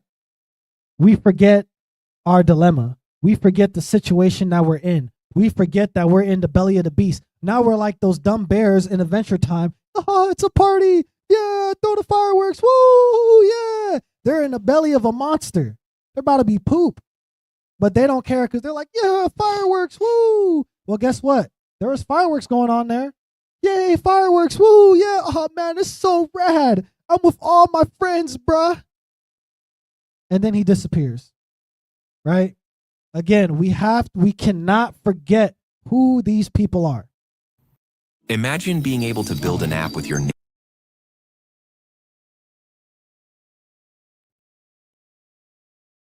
Ain't right. In an interview with the outlet published Saturday, July 11th, Tristan Shepard, 20, said he was the person heard yelling in the widely circulated video, and that the altercation had nothing to do with Nolan. In that video, you hear somebody yelling. That is me, Shepard told Rolling Stone. It's me yelling. My exact wording is, get me off this effing boat.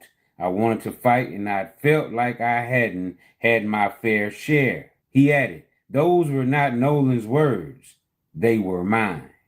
Shepard's account contradicts remarks made Friday, July the 10th by civil rights attorney Ben Crump, who at a press conference said that Wells could be heard in the video saying, give me my effing phone. What are you effing doing? And so that's an obvious contradiction. And then this video of this, you can hear an argument going where Nolan is saying, give me my freaking phone. What are you freaking doing? And so then his phone ends up missing. Why didn't his body wash up with the tide on Sunday? Why would it come on Monday? It's not adding up. And that is the problem when you think about the history of Mississippi. And notice how he said, when you think of the history of Mississippi, again, they forgot where they were. They forgot. They thought, oh, well, I'm just going to go to the nice area. Hold on. You are exactly where you need to be. Hey, that is ironic. Oh my goodness. Yeah, hey, that's funny how the both side, I never even noticed that. Hey, brother Xavier be pointing out stuff. Look, who's fighting for justice when your son disappeared around all them white boys? Ain't no white lawyer, ain't no white analyst or white journalist sitting there trying to get you. It's all your people. See, only when it's the rough times is when we do the things we're supposed to do. When things are all good, we forget the things we're supposed to do and the way we're supposed to be. That's facts. You know what I'm saying? Because, hey, I guarantee you they wasn't really thinking about our people for real, right? But as soon as they felt that oppression hit, as soon as they felt the curses, because they thought they was above the curses, as soon as they felt them curses, like what you said, now we band together, right? And you know what? That's what it's going to need to take for us to band together. And that's why these things, unfortunately, have to happen, right? Because a lot of this is waking up people into the truth right now. This very situation is bringing people into the truth right now because they're like, damn, they are the devil. A whole town is covering up this boy's disappearance. The whole town, right? Man, I'm telling you, it gets spooky. We're going to go into his actual childhood friend, right? Because these parts is talking about him being with some girl, staying on the island with some girl, some white girl. He wasn't on the island with no white girl. His dad was like, man, I put my son on the game. I told my son, you're going to be special. I told him, you destined for the NFL. You destined for greatness. Don't get caught up with these women, right? His dad already put him on the game, right? So you telling me a boy that was raised with his father, a black boy that had his father in his life, that loved him, that taught him, just straight off the path one night, just randomly, right? I remember my daddy telling me about, hey, Sasha, yeah, I'm gonna stay on the island with you, right? I just met you. Come on now. Let's go to, yeah, there we go. Again, this is a brother right here. This is his actual childhood friend. But unfortunately, his childhood friend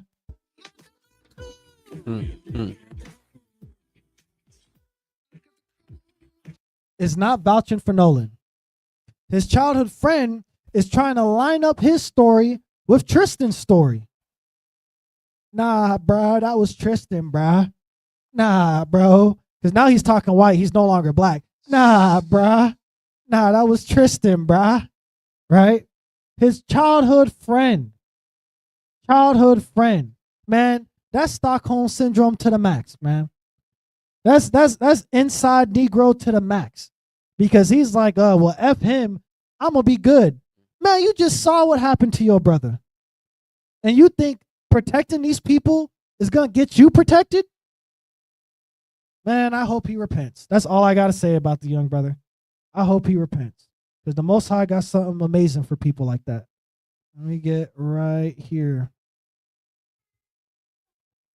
Be his 6'2" friend.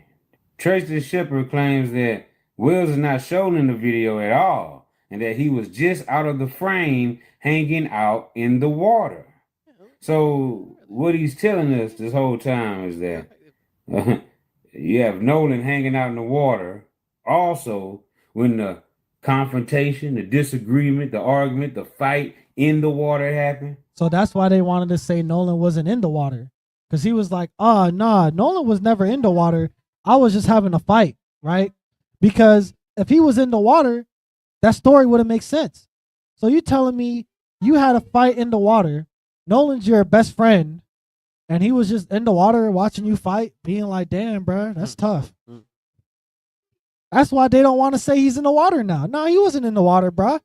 It was just me, bro. When the guy said something about him and his girlfriend having an argument, right? So Nolan didn't do nothing at all. He just sat there allegedly talking to Katie in the water the whole entire time. That's suspicious. And let's not Again, hey, and like what OG said, that's suspicious. So you telling me bro was just chopping it up with the white girl, right? When his quote unquote best friend is having a fight in the water, he's over there just macking with the white girl. Hey, baby, what you doing after this island, man? What you doing? Oh, damn. Oh, they stomping bro out. But anyways, baby, what you doing after this island? You really think he was doing that? No, right? Again, lie. If you're confused, it's because it's a lie. That's something my dad used to always say as well. Hey, if you're confused, it's because it's a lie, right?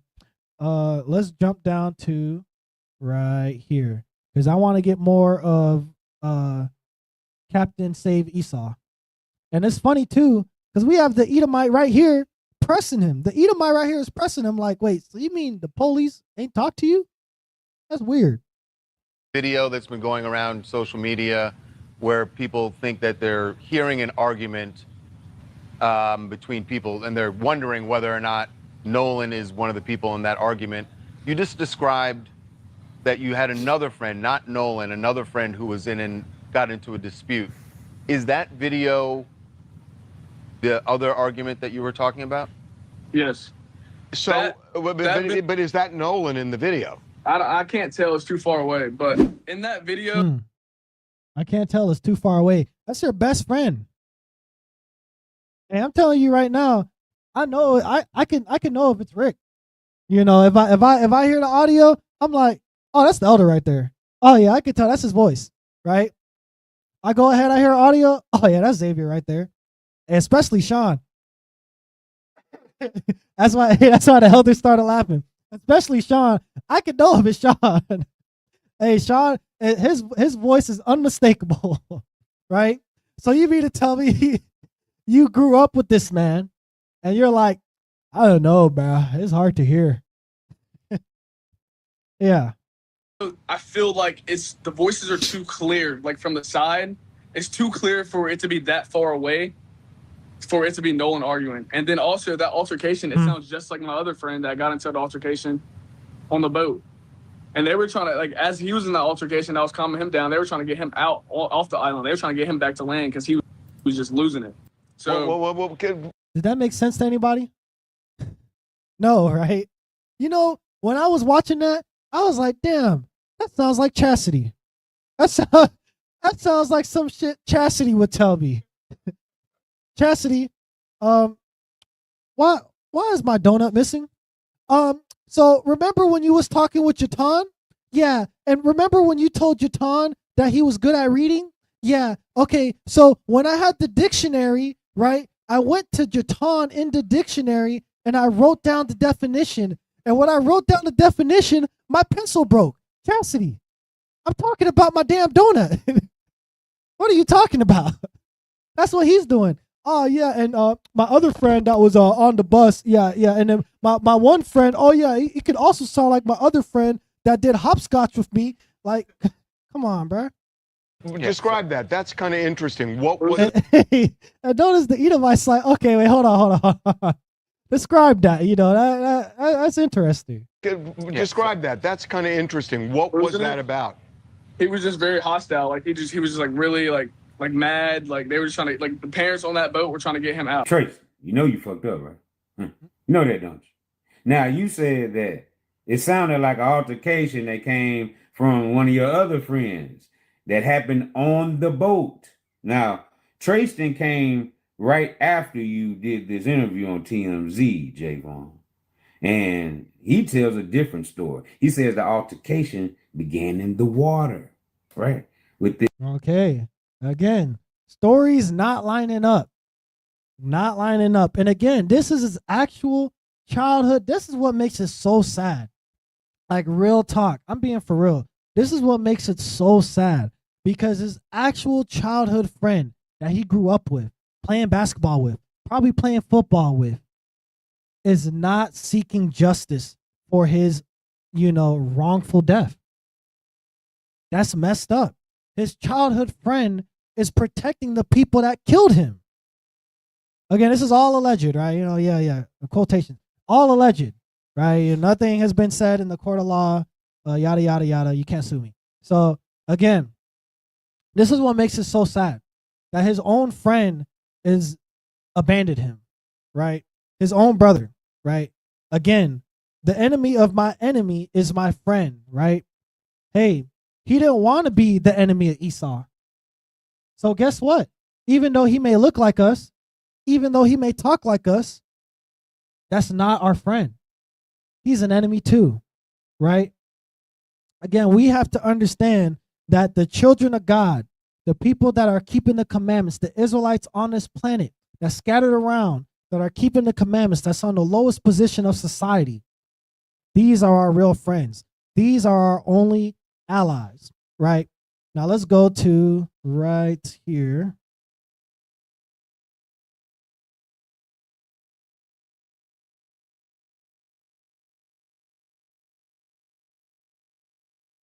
I'm curious if the police have, I know they said they're still investigating. Did any investigators ever speak to you about what you saw that day? No, sir. That's Really? weird. Okay. Cops have not. Hey, That's weird. Hey, immediately, bro. Oh, that's weird. And look at how this is the Edomite. Look at the They both hit Edomite's the same face. The police have, I know they Look at his face. Looking at him disgusted. I ain't gonna lie to you. said they're still investigating. Did any investigators ever speak to you about what you saw that day? No, sir. That's Really? weird. Okay. Cops have not talked to you yet. That's weird. No, sir. That's I don't odd. see why the cops would have.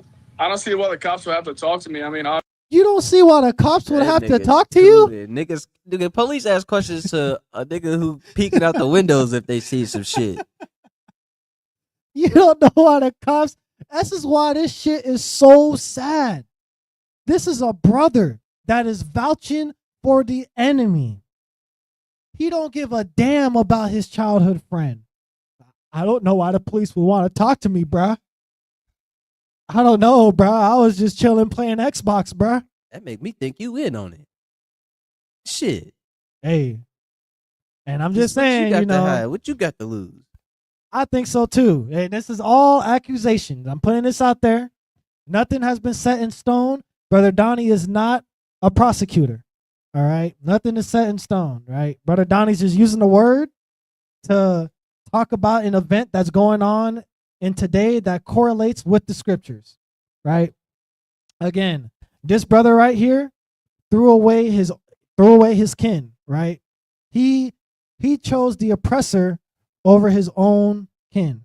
obviously, like, you know, like I had said my plea, like, because whenever I had talked to the people at Sunherd, it was whenever, you know, the body was discovered and the autopsy people and the all those people were there. Well, I'll tell you why I'm surprised. Because you knew Nolan well, and you knew that he was friends with these guys who were the last ones to be around him before his body was found. And I would think they would at least want to know, hey, just the things we're asking. Right. You know, did you ever hear of it? Just the things. This is TMZ, people. This is TMZ. This is not professional investigators. They're like, that's weird. How the hell they didn't ask you these questions?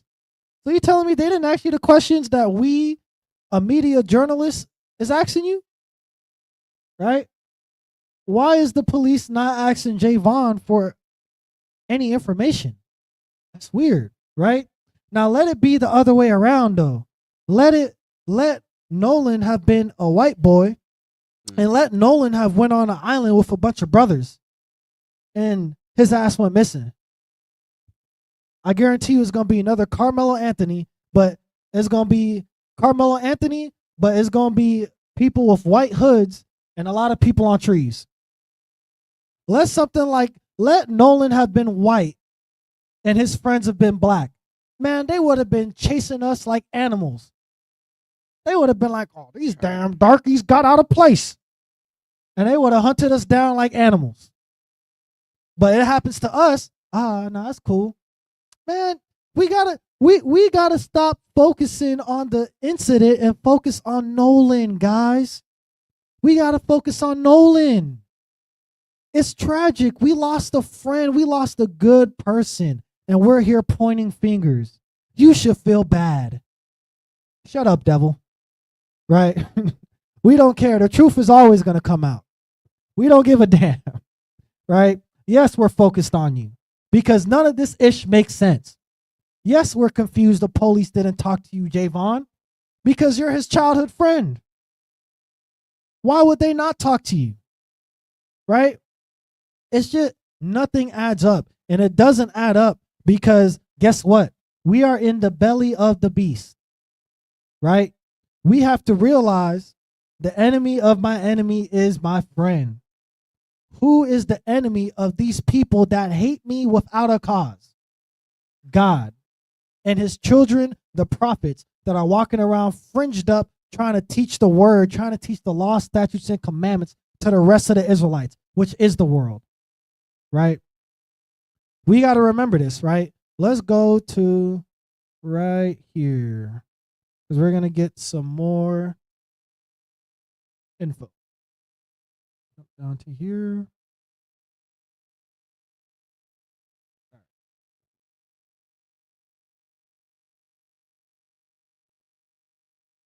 Javon's interview, right? They also used him to cover up the tracks about this alleged pool party that Nolan made it back to land to attend there at Evan's house. And then you had Evan deleting the photo, right? And then Trayston even explained that. So check this out. According to the report, Trayston Shepard, a close friend of Wells, confirmed that the pool party photograph was taken on Saturday, June 27th. A separate person provided Rolling Stone with metadata from the pool party photo, as well as similar group photos taken that night. So this is telling us not only did Trayston try to confirm this, and like I stated before, Okay, so hey, new information came out that the metadata, guys, just like the moon landing. Oh my God, I forgot. The metadata showed that they landed on the moon. So the metadata showed that that picture was not on July 4th. Oh, snap, it all makes sense now. You see, once they get the experts involved, once they get the scientists involved, the people with the credentials, now the lies is not a lie. Oh my God, guys, let me stop class now, right? That's what they want to happen, right? We don't give a damn about the metadata. We don't care about the meta, right? What does the metadata have to do with that picture being posted on July 4th? What does that have to do with that, right? Let's keep going. case. Now they even touched on rumors. It said one person posted, one of these friends posted this to his Instagram on July the 5th before he deactivated his account. Notice anything? This is proof that Nolan made it off that island alive. They placed his body back on the island after something went down at that house. So he died in that house, right? Because that picture that was posted with him on the pool party, that was posted on that Saturday, July 5th, right? So on July 5th, or was it Sunday, excuse me, Sunday on July 5th, right? He posted a collage of everything of the party, of the sick party. He posted a collage of all the pictures, and Nolan in the pool was one of them. But then, because they eyes was lifted up and they was lofty and they was so pure in their own sight that they couldn't have imagined this getting to the public, that it got to the public, and now his account is deactivated. Now the picture's gone because he was so pure and just in his own cause that they thought they got away with murder, which they did. Because again, I highly doubt they are going to be prosecuted. And if they do get prosecuted, it's not going to be anything serious. It's going to be a slap on the wrist, slap on the ass, and they're going to get right back into civilization. Right? Let's keep going. Let's go down to right here. So now we're about to get into another person. So this other person has another opinion on the whole incident. According to the autopsy, when that's going to be revealed. Now, many will say that the inconsistencies and the discrepancies in the Nolan Wells case is what drew the feds in. Okay. Well, I see a lot of threatening messages also online that has been posted that could have very well triggered the feds, in my opinion, to come in. Okay. So now we're about to see some messages. So we're about to see some messages sent to the judge of this case. We're about to see messages that's sent to the judge of this case. Now, again, I don't think the feds are going to do anything. You know, I think the feds already knew about this way before all of this. They don't care. This is all to keep up an act that they give a damn. This is all to keep up an act of, no, niggers, we love y'all. No, look, we love y'all. Look, we're going to go after these people and put them behind bars. That's what this is right here. And finally take over the case, being that this person posted to the judge, telling her, look. Okay, so he said, there will be a package coming to your guy's office in the next few days. It's going to blow you away when you see it, LOL. Probably best to have the boys there to see it as well. Blood. So much blood everywhere. Hard to clean.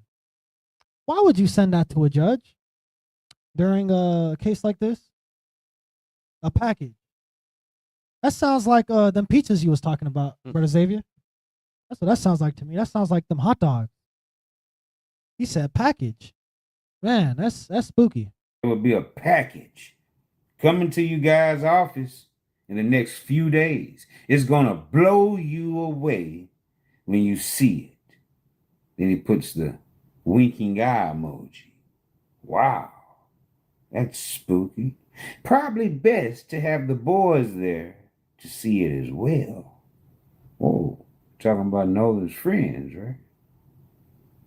That's crazy. Why would they need to be there? Huh.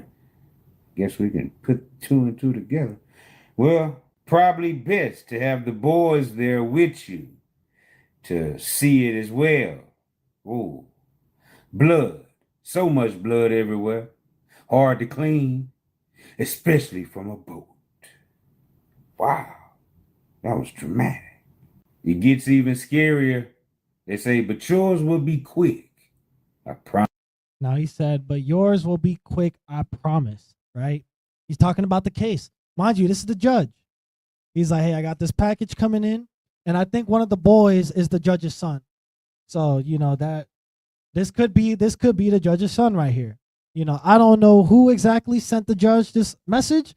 I just know it was one of the Edomites, right? He said, but yours will be quick, I promise. I got you all the info. Not even the FBI can stop this. Once that package is open, the timer is started. That's what he says. And we're going to go to right here. Once that package is open, the timer will start. And then you have maybe 10 seconds or less to ask God for forgiveness. I'm going to read that again. Once that package is open, the timer will start. And then you will have maybe 10 seconds or less to ask God for forgiveness. Now, do you really think Nolan just vanished talking to some white girl on the island? Because why the hell would the judge of this case be sent this? Who's the person thinking out the Joker? Man. This is some Dark Knight stuff right here. This is some real deal movie stuff that we seeing, right? They make movies about this ish. They really do. And it's happening in real time, right? So again, we have to understand the enemy of my enemy is my friend. We have to first understand that we are not our enemy. Yeah, I know the person that might have stole from you was a black person. I know the person that lied to you might have been a black woman. I know the person that might have robbed you or murdered your cousin was a young black man. I know all of these people all you see is black. That's all you see, right? Because that's what they want you to see. Because guess what? Behind the scenes, there's someone that has the puppet strings that's making that little black boy run to your cousin to kill him. There's someone behind the strings that's making that sister breathe fire on your neck to make you run away from your family. There's someone behind the strings that is going ahead and telling that brother that lied to you so he can go ahead and steal from you. And that person is that person that we seen in the beginning of the video. Every 6 months, there's a person of a certain skin color and we gather together and we talk about you no good, dirty, you can finish the rest, right? We have to remember the enemy of my enemy is my friend. Let's get another video because I brought up that Edomite, right? I brought up dude. So let's go ahead and get more on what dude was talking about, right? And if y'all forgot him, don't worry. He's going to be brought to your remembrance right now. All right. They did it. Them boys did it. This is a damn tradition for. And he said, them boys did it. Them boys did it. This is a damn tradition for us. Yeah, they did it. Them boys did it. This is a damn tradition for us. Yeah, this is a tradition. We take you boys out in the woods, and we throw you in the swamp. We throw you in the creek. We throw you in them springs and rivers. Yeah, we throw you in them oceans. Y'all can't do a damn thing. Y'all be in there splashing and screaming, I can't swim, I can't swim. Oh, hell no. But you know, it ain't our fault. It ain't our fault you're fucking stupid. Grown man don't know how to swim. It's not our fault that we've been separated and destroyed from our families and from every support system that you could ever have, to where we don't have time to learn how to swim, Mr. White Man, because we're trying to figure out how we can pay the light bill. We're trying to figure out how we're going to have food for the week. We're trying to figure out how we're going to get clean clothes. We're trying to figure out how our kids is going to eat. That's why we couldn't figure out how to swim, Mr. White Man. But I know how to swim. So you toss me in that water and you're going to find out something. It's going to look like that I'm gone. But hey, it's going to be like Rambo. They going to be sitting there turning up, yeehaw, yeah, yeehaw. And all of a sudden, they going to go. Like an alligator out the water, nigga. Hey, I'm telling you. I'm going to drag their ass in that water. So again, these are not our friends. I want us to understand. I don't give a damn if he says this is satire, because you don't joke about stuff like this. You know, if something tragic happened to Brother Xavier and I'm like, oh yeah, hey, that's what we do to you people, man. That's what we do to you light-skinned brothers, man. We take you to the creeks, we take you to the waters, and we say, swim, light-skin, swim. Right? Oh, I was just playing with you, bro. My bad. Hey, it was a joke. What you offended for? Right? Nah, because it wasn't a joke. That's why he's offended. That's why I'm offended. Damn straight I'm offended. Stupid. Grown man don't know how to swim. Yeah, what y'all think we do? You know, yeah, it's a big conspiracy. You know, every 6 months this skin tone, we all get together in our neighborhoods and we have like a little neighborhood meeting, and y'all ain't invited. We get together, we make plans, we talk about y'all, talk about, yeah, let's put this one in football, you know, let's put this one in basketball, yeah, let's encourage him to do that and this, yeah. We bet on y'all. Man, we just play y'all like a damn game and y'all don't even know it. This is. We just play y'all like a damn game and y'all don't even know it. It was just a joke, bruh. Bro, why are you upset, bruh? It was a joke. You can't take a joke, bruh. Because it wasn't a joke. Because you're playing me like a damn fiddle. And you think I don't know it. Tradition. Been going on since the beginning of time. And he said, been going on since the beginning of time, right? When did Esau hate Jacob? Dang, what that took place in Genesis, right? Damn, isn't Genesis the first book in the Bible? Man, that's kind of like the beginning of time almost. Interesting. And we're now here thousands of years in the future. And they're still doing the same stuff. Interesting. They still feel the same way about us. Interesting. So when you think in your mind, no, that Edomite's different. It's like what Muhammad Ali said. There's a thousand damn snakes out there. Right? King cobras, the biggest venomous snake on the world. And Oh yeah, maybe there might be one king cobra that's a defective. There might be one defective king cobra, like we have defective Israelites out here, right? There might be one defective king cobra that might be like, I'm not a cobra, I'm a garden snake. I don't bite people, right? That may be true. But am I going to open the door to let 999 king cobras in that is ready to kill me? I don't give a damn if, oh, but this Edomite is different, bro. This Edomite's different, bro. Like, I'm trying to tell you, man. Why are you hating on the white man all the time? You just sound bitter, dog. No, I sound like I'm aware. That's what it is. And you sound like you're still asleep, right? He said, we just play y'all like a damn fiddle and y'all don't even know it. What does that sound like to you? Oh, I have a bunch of black friends. Oh, I love black people. Oh, you guys are so strong. God, I wish I was black. That's what that sounds like. I'm still in the dark. And, I thought I'd go ahead and tell you, but even me telling you, it's still just going to be conspiracy and nobody. Hold on. Let me let him say that again. I can tell you, but even me telling you, it's still just going to be conspiracy. And even me telling you, it's still going to be conspiracy. Bro, you sound crazy, bro. Man, you trying to be on that deep shit, bro. No. They are telling us to our face that they are the devil. They are telling us to our face what they do and how they think about us, right? And this ain't the only Edomite that we're going to watch that's going to tell us how they feel about us. Nobody's going to be able to prove it. Yeah. And he said no one's going to be able to prove it. Man, I got to replay that, man, because he is so comfortable right now. And, I thought I'd go ahead and tell you, but even me telling you, it's still just going to be conspiracy and nobody's going to be able to prove it. Yeah. This happens all around the nation. All of us are involved. Every single one of us.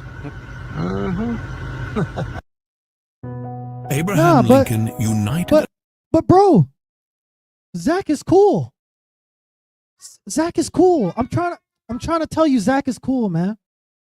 Bro, leave Bob alone. Bob is the cool. He's invited to the cookout, bro. Why are you tripping? I'm tripping because they all the same. That's why I'm tripping. Because guess what? Nolan thought Tristan was different. Nolan thought those other white boys was different. But then what did they do to him on the 4th of July? Right? Well, you look at they try to sneak shit in. They got this Abraham Lincoln ended the Civil War and abolished slavery. Honestly, no brothers in the crowd. Look, Negroes, stop talking about that ish. Man, Abraham Lincoln ended slavery. He ended slavery. What are you talking about? You guys just sound bitter.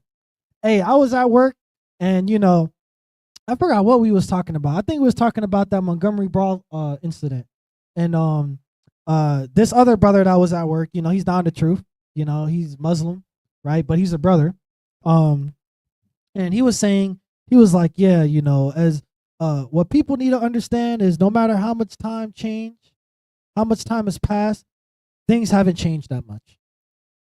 And the Edomite that was sitting across from me, he was like, no, come on now. I mean, I'd say things changed quite a lot. Yeah, I know you might be thinking that in your nice home when, your parents let you live rent free. I had to pay $750 a month to live in the house I grew up in. I know you might be saying, no, dude, Michael B. Jordan, bro. You got Michael B. Jordan. What are you talking about? And Michael Jordan. You got both the Jordans, man. Things change so much, right? We got to remember, things are always going to be the same until Christ comes back. That's what we got to remember. Things will always be the same until Christ comes back. Let's get Deuteronomy 28 and 15. Let's get back to some scriptures, right? Because, this Edomite, he revealed a lot of stuff to us, didn't he? He told us how they feel about us. He told us what they do, right? This is a damn tradition for us, boy. We've been doing this since the dawn of time, boy. Dropping y'all in the creek, right? Guess what? This was all prophesied. Let's go Deuteronomy 28, and we'll get verse 15 first. It's the book of Deuteronomy, chapter 28 and verse 15. But it shall come to pass, if thou wilt not hearken unto the voice of the Lord thy God, to observe to do all his commandments and his statutes which I command thee this day, that all these curses shall come upon thee and overtake thee. Okay. So God's like, look, it's gonna come to pass, man. When the Lord says, and it shall come to pass, he's talking about the future. You know, he's like, hey, it's gonna come to pass. The time will happen, right? Where you Negroes will not listen, right? And all these curses is gonna overtake you, right? Again, this is the children of Israel, right? The children of Israel. Do I still have that up? Let me see. No, I don't have that up. But you know, when I looked at when we looked at the most powerful people in the world in 2026, it was all Edomites, right? It was all Edomites. There wasn't a single actual Israelite there. But hold on. There was Benjamin from the land of Israel. An Israelite was there, right? But if Benjamin was a actual Israelite in the land of Israel, wouldn't he be cursed right now? So how is he cursed on top of the world? Damn. Get verse 20. Verse 20. The Lord shall send upon thee cursing, vexation, and rebuke, in all that thou shalt settest thy hand unto. Not some. All that thou settest thy hand unto for to do until thou be destroyed, and until thou perish quickly, because of the wickedness of thy doings, whereby thou hast forsaken me. So Nolan, he perished quickly, right? Nolan was destroyed, right? You know, his parents did everything in their power to make sure that they boy, excuse me, his parents did everything in their power to make sure that their boy was set up for greatness, right? Made sure he went to the best school, made sure he had all the best programs. I'm pretty sure his dad was with him almost every day working on his, I don't know what position he played in football. Again, it's not my sport, right? But I'm pretty sure his dad was working with him day in, day out on his technique, right? His parents did all that for everything to be destroyed, for everything to be perished. Their heir, their inheritance, well, not their inheritance, their heir, their successor was gone, right? The continuation of their legacy is gone, their son, right? Get verse 25. Verse 25. The Lord shall cause thee to be smitten before thy enemies. No, before your allies. Before thine enemies. Nolan died in a pool full of what demographic of people? They were Edomites. Man, didn't the Lord say that Esau hated Jacob? So he was in a pool full of his enemies. Interesting. And he died around his enemies. Did Nolan die next to his family? Did Nolan die seeing his daddy and being like, I'm sorry, daddy, I knew I was going to do great things? Did Nolan die next to his mama and was like, mama, don't cry, I'm about to see the Lord? No. Nolan died, yeah, stop him, yeah, get him. I guarantee you, right? Read. Thou shalt go out one way against them, and flee 7 ways before them, and shall be removed into all the kingdoms of the earth. And shall be removed into all the kingdoms of the earth. Again, I said we were scattered, right? The 4 corners of the earth. So how can this Benjamin guy be the most powerful person, one of the most powerful people in the world? He's a so-called Israelite, but none of these curses is applying to him. Damn. Didn't the Most High say that everything that we do, didn't he say everything we try to put our hand against, would not prosper? And all that thou settest thy hand unto, and all that thou settest thy hand unto for to do, until thou be destroyed. How is that possible when he's one of the most influential leaders of 2026? Benjamin Eugen. Damn. So, does these curses line up to Benjamin? No, they don't line up to Benjamin, do they? Do these curses line up to Nolan's parents? They do. Because Nolan's parents, whatever they tried to do, did not prosper. They tried everything in their power to make sure their boy was set up for greatness. But because they didn't have God behind it, it didn't prosper, right? And again, this is not to make fun of anybody. This is just the facts, right? We got to identify who is the people that falls in line with these curses, because those are the real Israelites. I don't give a damn what your ancestry.me has to say. I don't care if they said you're a real Israelite and I'm an African, because it's a lie. Just like the metadata, the metadata showed that picture was taken on the 27th. When that picture was uploaded on the 5th. Interesting. Why did he deactivate his account? Interesting. Right? We have to understand where we are.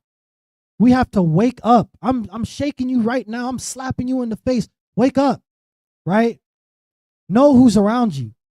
We are surrounded by enemies. We are the Israelites, because the Israelites are supposed to be on the bottom until Christ comes back. How the hell are the Israelites, the so-called Israelis in Israel today?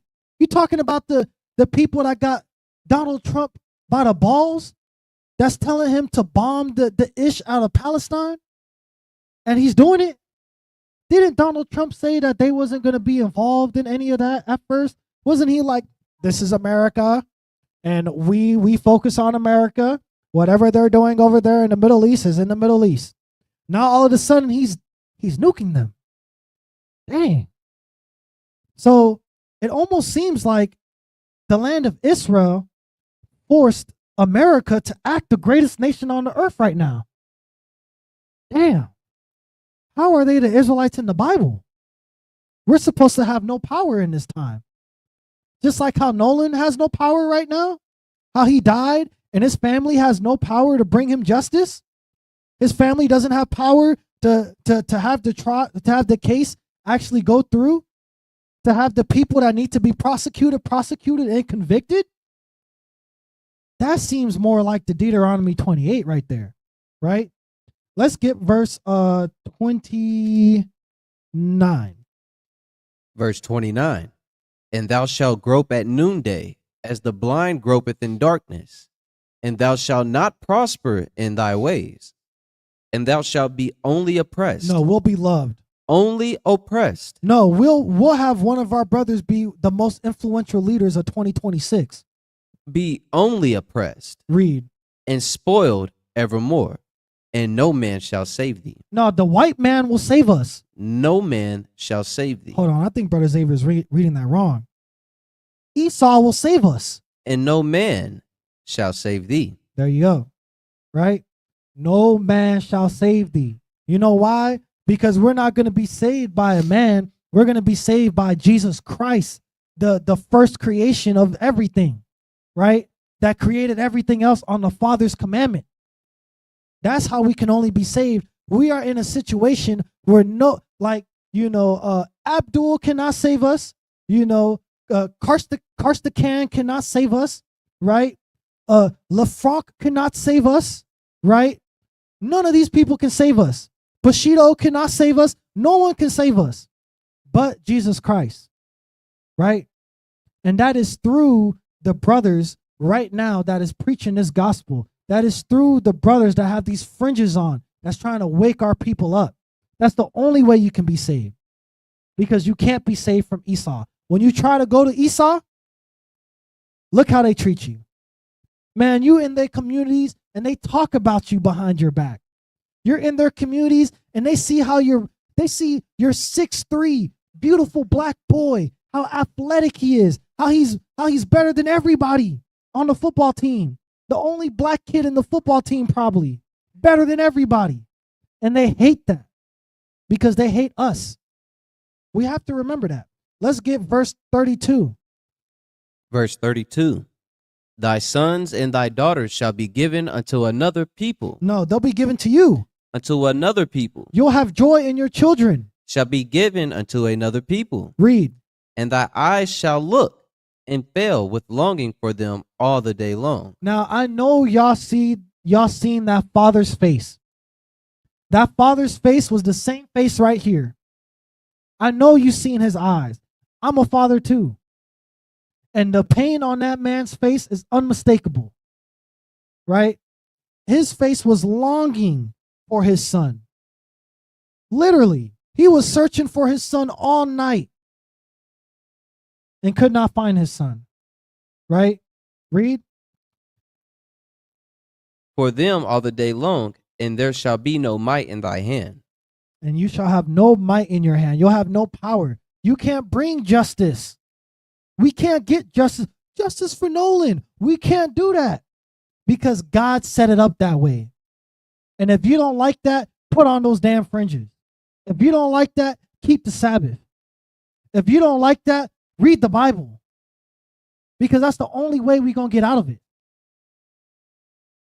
Get verse 33. The fruit of thy land and all thy labors shall a nation which thou knowest not eat up. Shall a nation which thou knowest not eat up. So we're going to do all this work and we're not going to reap the benefits. That sounds like all the Hispanic people that built 90% of the homes and infrastructures in this country that don't live in most of them. Damn. That is so crazy, isn't it? Right? That sounds like all the cotton that the black people picked during slavery. But we was naked picking the cotton. So we was picking cotton for clothes and for all kinds of things, but we was still naked. We didn't have clothes. But we was getting their clothes ready. Read verse 33 again from the top, Brother Xavier.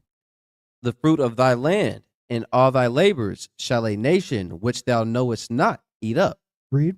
And thou shalt be only oppressed and crushed always. Sometimes. Always. Nah, just every on random days. And crushed always. You have to understand that. This is prophecy right here, right? What we're seeing now is prophecy. And we're seeing it unfold in our eyes. If these Israelites in Israel today are the Israelites, why the hell are none of these curses applying to them? It said crushed always. Dude, the Jewish people went through the Holocaust. They went through 40 years. They almost got genocided. Man, shut up. We went through 400 years of slavery. We still in slavery. But let's just say we were done. Either way, that's 400 years. Why is no one talking about that? We got people talking about the 40 years of the Holocaust. Oh my God, the 40 years. We went through 400. 400. We don't give a damn about those 40 years. Because guess what? You guys weren't crushed always, because unless Jesus Christ is back, wait, hold on. No, yeah, okay. So unless Jesus Christ is back right now, how the hell are you guys the people in the book? Who set you back to Israel? Because in 2 Samuel 7 and 10, it said we will be planted back in our place and we won't be moved evermore. So if that already happened, why is Jesus not here? Why is the right way not established? Well, because they're lying to you. And this is the truth, right? Let's get a short. Let's get a short, man, and we have there's a lot to unpack, right? There's a lot to unpack. This right here is a 2009 video of Gabriela Rico Jimenez. A link to Elite Model Agency has resurfaced as the Jeffrey Epstein files are revisited. Many say she is still missing. I looked this up. Mind you, I seen this video a few months ago, so maybe like 3-4 months ago. And I looked it up. She is still missing. She is still missing. No, people say that, oh, she went to a mental psych ward. She had a mental break in this video. And they took her to an insane asylum. But her family has never got in contact with her. Interesting. Let's see what she's saying in this video. Let's see how crazy she is. So the first thing she said, they kill a lot of people. That class of humans should die. Leave. They ate humans. That class of humans should die. They ate humans. She's screaming that to the top of her lungs. That's foul. They ate humans. They killed a lot of people. That class of humans should die.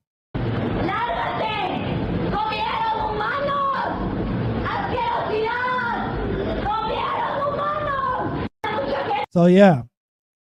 Why did I bring that up, right? Because, her name was Gabriela Rico Jimenez, right?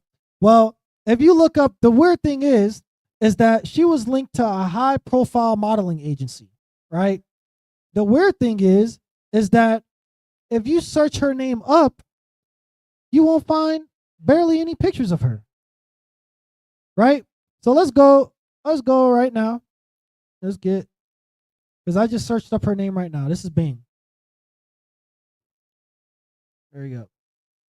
All right. So where is her model shots? Where can I find her model shots? Interesting. Oh wait. No, that's Gabriella. Wait, no, that's Gabriella. Wait, that's Gabriella. Wait, hold on. No, that's Gabriella. We don't know who Gabriella is because she was not seen ever since that video. Look at that. If I type in, I guarantee you, I don't really know models like that, but if I type in, Taylor Swift, I'm gonna see multiple pictures of Taylor Swift. If I type in Kim Kardashian, I'm gonna see multiple pictures of Kim Kardashian. All kinds of shots. And some shots will not be clothed. But I can't see no pictures of her. Come on now. Right? So I brought that video up to show you again, we are the people in the Bible, right? We are the people. And guess what? I guarantee you Gabriella thought she made it out. She said, "Oh, I'm in a high profile modeling agency because I'm a young, beautiful sister. I get to go ahead. I get to be with the elite. Oh my God. I get to be with the elite." And guess what she said after she was with the elite? See what they eat. They ate humans. They ate humans. But she just was crazy. Right? She was just crazy. Yeah. Nah, don't. Why are you talking about her, bro? She was crazy. That's what they'll tell you. Right? It's all just conspiracy. Isn't that what the Edomite said? It's all just going to be conspiracy because you guys are dumb. Right? This is what they think of us. This is all out in the open. And no one has talked about this. I never even heard about this until I seen that video. I was like, who the hell is that? And then I looked it up. It's all true. It's all true. You could do your own research. It's all true. Right? Let's go to this next video, right? Did I pull her? Yeah, I did. Okay. So now we're going, and this is a sister. So peep, the last video that talked about the Nolan Wells case was a brother.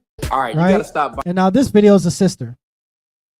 Oh, and we was just talking about Esau. They sent us an ad with a brother with an Edomite girl on his shoulder. Isn't that crazy? Man, don't listen to that Negro. He's crazy. Man, look at how happy this interracial couple is. Look at how happy they are. Now get out of my screen. All right, so let's go to this video, right? Now, in this video, this is a white mother talking about the Nolan Wells situation, right? We're going to see what a good old white girl had to say.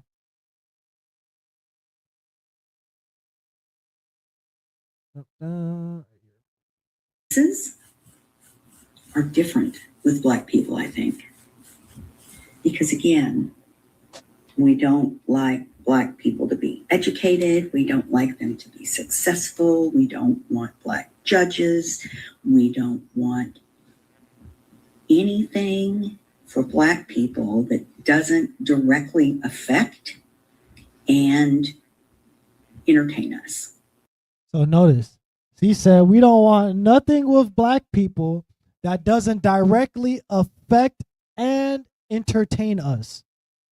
So Negro, we don't want you to be a lawyer because then you're going to stop the cases of us killing y'all. We don't need y'all being doctors because then you're going to go ahead and try to heal your community. We don't need y'all going ahead and being politicians because y'all might have some actual say in the government. We want y'all to be basketball players. Dribble that basketball, nigger. That's what they'll say to you. Throw that football. Get that touchdown. Put on those boxing gloves and box your ass off.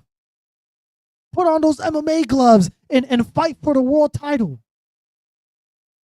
Get that golf club in your hand and golf. We want to see you entertain us. Man, get that mic on and stop talking about the truth and start talking about how you're going to slide on the ops. That's what we want to hear. So we can have a black nanny. We can have a black house cleaner. We can have a black. These are the jobs that we can have. Oh man, the white man is so great. He still gave us jobs, Brother Xavier. We still have jobs. Oh, the white man's so great. I could either be a basketball player or a butler. Dang, my last name is Butler. Damn, I wonder why my last name is Butler. Man, maybe this is all making sense now. Because maybe I come from a line of butlers. Oh, snap. I come from a line of nannies and house cleaners. Maybe that's why that's my last name. Just like how some brothers might have their last name is Smith. Yeah, you was a blacksmith. Yeah, you was making them weapons that them Edomites was using to conquer the planet. Right? She said, oh, you could be a nanny.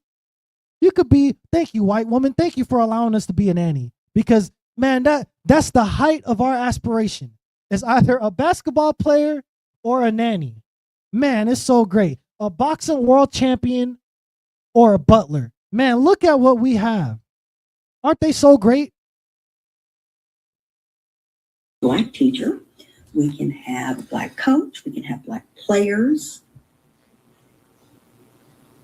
But only for the specific things that we feel comfortable with. I think about all those sweet children that have been killed, murdered, when they go out with their white friends and... Wait, hold on. Why does she say I think of all those sweet children? I thought it was just Nolan. Wait, didn't just Nolan die hanging out with his white friends? Why is she saying I'm thinking of... And why does she have to think? Wait, hold on. Does she have other events she can recall? Interesting. I think that as much as the trauma of slavery comes down through the DNA, I think also the cruelty of slavery. The desire to hurt, the desire to steal and kill and humiliate and torment and disappear Black people is what comes down through the DNA. Now, this came out of Esau's mouth. I did not say this. This came out of Esau's mouth. Did we not read about their father Esau and how he had a hatred for Jacob? Did we? Damn. Why is this all making sense? Maybe because it's true. Because when we was listening at Javon tell his story, his alibi, it didn't make sense, did it? We was confused. But damn, why are we not confused right now? Probably because it makes sense. It came out of old girl's mouth. She said, just like the trauma is passed down through the bloodline from slavery, and guess what she said? Generational curses. That is literally what she said. Just like the curses have been passed down through your bloodline from the trauma of what we did to y'all, our actions, our disposition is passed down through our generation as well. We are inherently good at killing. We are inherently good at disappearing Black people. What she said, this did not come out my mouth.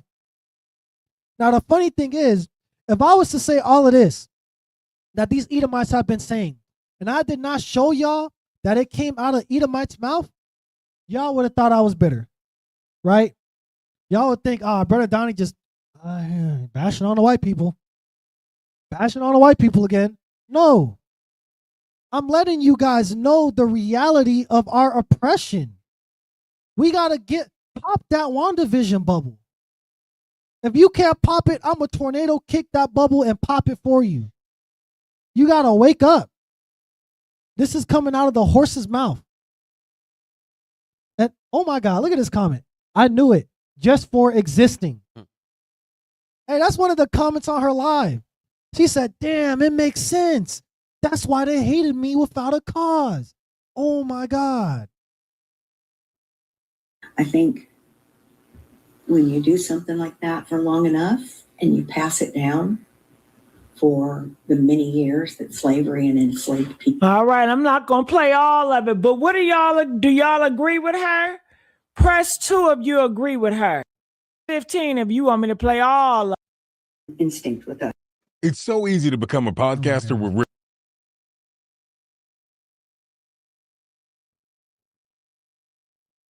Cruelty.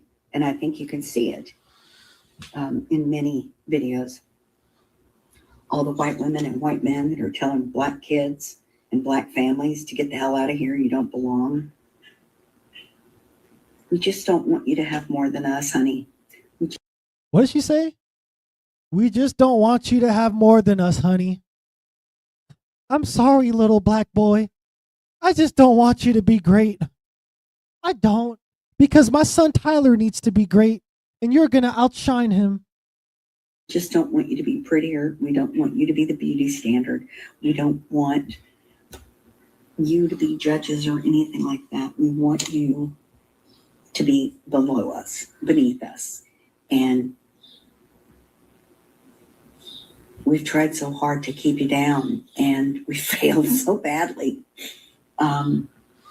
Because like Maya Angelou said, still you rise. Like Maya Angelou said, still you rise. They can't understand how we keep rising. Maybe because we're the children of God. Excuse me. That's why we keep rising, right? And that's why they're scared of us, right? That's why they probably killed Nolan. They was probably jealous of him. You know, Nolan had a bright future ahead of him. I guarantee you the brother was smart. They try to make our people like we're dumbasses. I guarantee you the brother was intelligent, right? I guarantee you he was smart, right? But that scares her. That scares them. And this is coming out her own mouth, right? They are scared of what we can achieve when we return back to God. That's why in Psalms 82, it said, hey, let us cut off Israel from remembrance. The heathen have made a tumult against thee because they're scared of our greatness. They're scared of what God can give us when we return back to him. All right, honey. Ooh-wee. Didn't she give a word? Her words, not mine. I told you that's what this white woman said. A white mother of white boys, honey. She said we cannot tolerate black joy. We cannot tolerate black intelligence. We cannot tolerate black beauty. We cannot tolerate black confidence. Cannot tolerate, not don't like, not uncomfortable with, cannot tolerate. Meaning she cannot stand it. Is way deeper than I just don't like it. If I can't tolerate it, I can't even be around it. I cannot like something and tolerate it. No, you good. You got something for us, Elder? Yeah, shalom, everybody. Allergic. Happy You Sabbath. understand? Like our happiness make them ill. My bad. You good. Hey, again, I wanted to stay quiet. I couldn't, you know what I'm saying? Scriptures talk about the Lord says, you know, I long time holding my peace and I will cry out at once. All right, Israel, I got to cry out right now because this is crazy. And I'm not, honestly, I'm not mad at, you know, Esau. I'm not mad at her because she's only being how she's supposed to be. One, she's designed that way. Everything in life, the purpose of it is to exist, to survive, to thrive. She said, we want you to be okay, but not better than us. Because they understand when we're on top, their existence is over. It's erased. The scripture says the kingdom shall be the Lord's when Jacob takes over. Read it in Obadiah. For all the people that still try to say that Esau is going to be in the kingdom, it's not going to happen. They're going to be gone. But the point I'm making is, yes, every race of people should want their race to be best. They're smarter than us. The heathen are wiser than us. And we got to realize, like Brother Donnie's bringing out, he's trying to explain to y'all that, hey, these people are not our friends, and they're not supposed to be our friends. We need to stop trying to act like these other nations are our friends. They can be our co-workers, associates. They're supposed to be our subordinates. They're supposed to be working for us. But we said, no, God, we want to be equal to them. Well, I'm pretty sure that the Most High said we should be the head and not the tail. He said we should be the head. He didn't say nothing about the middle. He didn't say nothing about being the shoulder, the knees, the nose. No, he said the head. We should be in charge. We're the rulers, but we all want to be equal to us, some people that we better than. Here's the thing we have to understand. They know what's going to happen in the end. She said, still we rise. I'm going to read Baruch 2, if that's fine. Am I right? I want to read Baruch chapter 2, verse 32. Because this is what was prophesied. And what she's saying is biblical. There is nothing you can do about it. We do all these things to chop these people down. Baruch chapter 2, verse 32. And they shall praise me in the land of their captivity and think upon my name. So we're going to remember him, and we're going to appreciate the Most High God. And we're going to remember who he is. We thinking upon his name. Verse 33. And return from their stiff neck and from their wicked deeds, for they shall remember the way of their fathers which sinned before the Lord. So again, he says, it didn't say they might. It says, for they shall remember, meaning it's going to happen. There is going to be a righteous seed that is going to raise up, and they're going to start teaching the rest of our nation to keep these commandments. Verse 34. And I will bring them into the land which I promised with an oath unto their fathers. I'm going to jump down to verse 35. And I will make an everlasting covenant with them to be their God. So the point I'm making is, this is prophesied. It's already going to happen. The scripture says no matter what they do, this is going to happen. They can wiggle around it. They can try everything they can to hold us down and oppress us. But no matter what, you can't stop God's plan. We understand that God is going to keep his promise. He said we are going to be on top. He told Abraham that his seed is going to possess the gate of his enemies. And if you believe that God is real, then you know God's going to keep his word. You believe God's real, nothing can stop him from accomplishing what his goal is. Isaiah already said it. I will do all my pleasures. And it makes him feel good. It makes him happy to have his descendants ruling the planet, because we understand a good father leaves an inheritance for his children. Well, our Father, the Most High God in heaven, left an inheritance for us, and it's the planet Earth. Ain't nothing they can do. We just got to press on, fight on, wake up, and keep these commandments. Hey, all praises to the Most High God, and just like what Sister Yulia said, amen to that. Because and in Baruch 2, I like how he also says in 35, I will no more drive my people of Israel out of the land I have given them. So again, like my original point, if the people in Israel today are the real Israelites, when did this happen? When did this happen? And do not tell me when the UN united together to save the Jewish people. I don't give a damn about that, because the UN is not Christ. Okay? So no, that's a deep scripture, and all praise to the Most High God for you bringing it out, because it coincides with everything that we're bringing out right now, right? Because again, he said in 30 and 32, and they shall praise me in the land of their captivity, meaning like what the elders said, they're going to remember him. They're going to remember him when they are oppressed. They're going to remember him because they're going to be like, dang, why am I in this situation right now? And guess what? They're going to remember God and seek him, right? And that's what scares this white lady right here. That's why we keep rising up. Itch.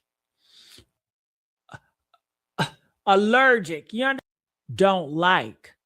Not uncomfortable with. Cannot tolerate. Like we allergic. You understand? Like our happiness make them itch. Our happiness makes them itch, right? Let's go ahead and jump on. Ain't us. Want anything for Black people that doesn't directly entertain us. We can be the nanny. We can be the house cleaner. We can be the rapper. We can be the movie star. We can be the coach. We can play for their team, but only what make them comfortable. The minute we the judge instead of the defendant, the minute we own the team instead of playing for it, that's when the tolerance runs out, baby. Y'all hearing this? This is a white mother telling you the rules from the inside of the house. There was never nothing wrong with you. Your joy was the problem. Your intelligence was the problem. Your confidence was the problem. The problem was never our failure. It's our excellence they cannot stomach. Now, And man, and I love that this is all coming out of a sister.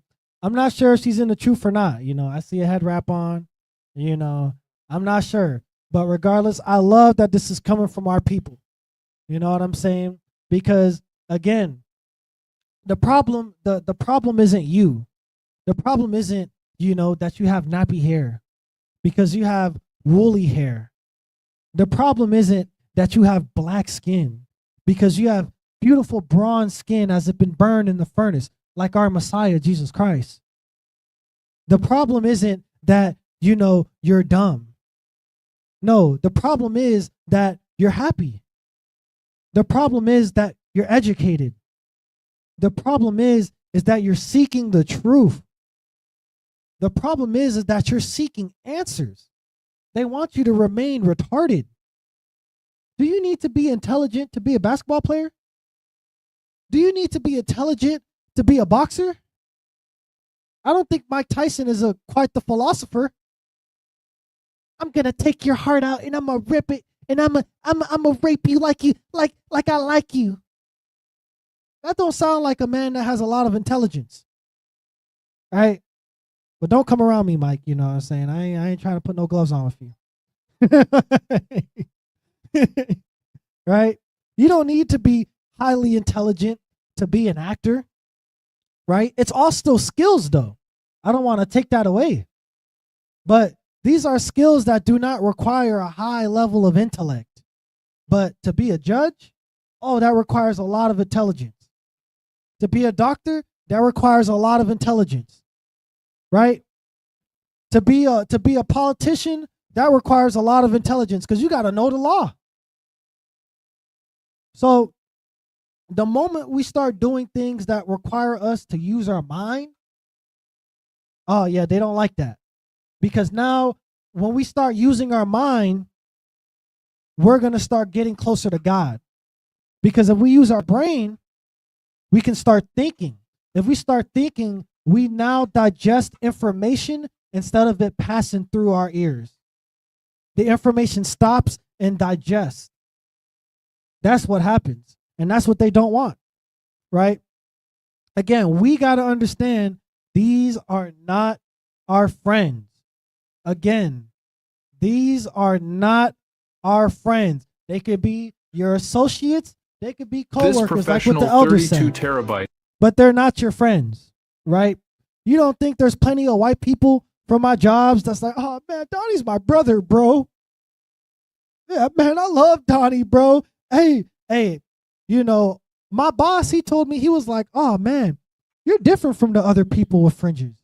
Yeah, man, because you know, like when I talk to you, you're not just straight up calling me the devil. Yeah, because I need a job. That's why I'm not telling you what's really true. If I was to tell you if I was to be like, all right, let's crack down this Bible, you gonna crack down my paycheck. That's why. That's why I seem so nice, because I have enough wisdom to know how to keep peace with all men if it's possible. Now, when it starts getting to a point where my character is on the line, that's when I can't keep the peace. That's when I have to stand for the Lord. Right? Now, let's go ahead and jump down to this part of the video. And the fear is real. The fear is valid, because a white mother just confirmed what Black mama's been knowing for 400 years. This is why our grandmothers didn't want us going certain places. This is why our mothers asked 100 questions before we left the house. Hey, I resonate with that heavy. I ain't gonna lie to you. Hey, my dad was the inquisitor. If I needed anything, hey, he was gonna put me on trial for everything, right? And this is why, like that story that Brother Cole said, with his stepfather being like, hell no, you're not going with them. What? Right? Because we know this.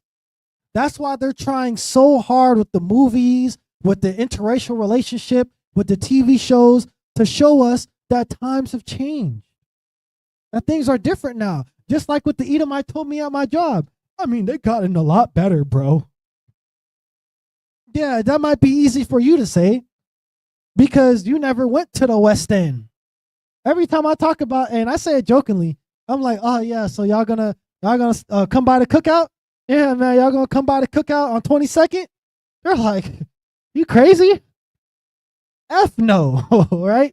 They say that all the time, and I'm not really inviting them to the cookout. I just want to hear it out their own mouth. Like, I'm not going to where you live. But things gotten a lot better for you, bro. Like, what are you talking about? But I'm not gonna go to Russell. Are you crazy? But things gotten a lot better for you guys. What are you talking about? You guys, you have that one Kroger. Yeah, they gave you that one Kroger that was shut down for like, many months. And you guys had to, drive 40 minutes to a grocery store, but they gave it back to you. And the options are limited, but they gave it back to you. There's barely nothing in the Kroger, but they gave it back to you. Why aren't you grateful? This is why we all gotta be there, right? Was the first question out of a Black mama's mouth, huh? Who's all gonna be there? Amen. Pray. So, hey, and that's enough on that video right there. Because again, this is all coming from the horse's mouth. This is all coming from their mouth. And I just love that the Most High compelled them to just tell the truth. Because that had to be God. I don't know why they would just straight up be like, I'm the devil. Like, I don't know. That had to be God. So, and I love that this is out here, right? Now let's go ahead and get some of these comments before we move to the next scripture. Let's see what we got. He probably doesn't want to be the next target. Hey, not for real. Hey, Nolan's friend did not want to be the next target. That's why he was lying like that, right? The elder funny. He said saying his friend don't believe in bros before hoes. Yeah, and I ain't gonna lie. That's how you know that story is cap. Because every high school boy is always like, man, it's bros before the hoes. Man, that's the code. So the fact, if he was in the water just watching his friend get effed up, and he's a 6'3" football player, and he's just macking with the hoes, that something's not adding right. Something's not adding up, excuse me, right? Like what Christina said, no sense at all, right? And then the elder put a scripture, Proverbs 17 and 15. Get that right quick. 29:7.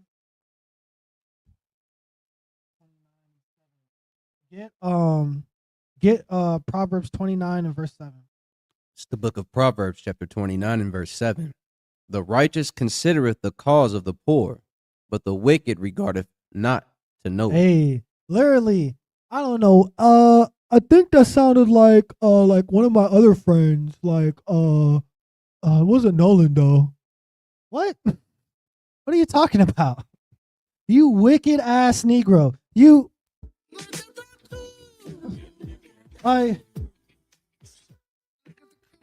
unbelievable. It's unbelievable. That's all I can say. It's unbelievable. Probably received money. Hey, real talk. Hey, you probably received a gift. Hey, you dirty monkey, you better shut up. You know, if you let this slide, we'll let you into the next meeting.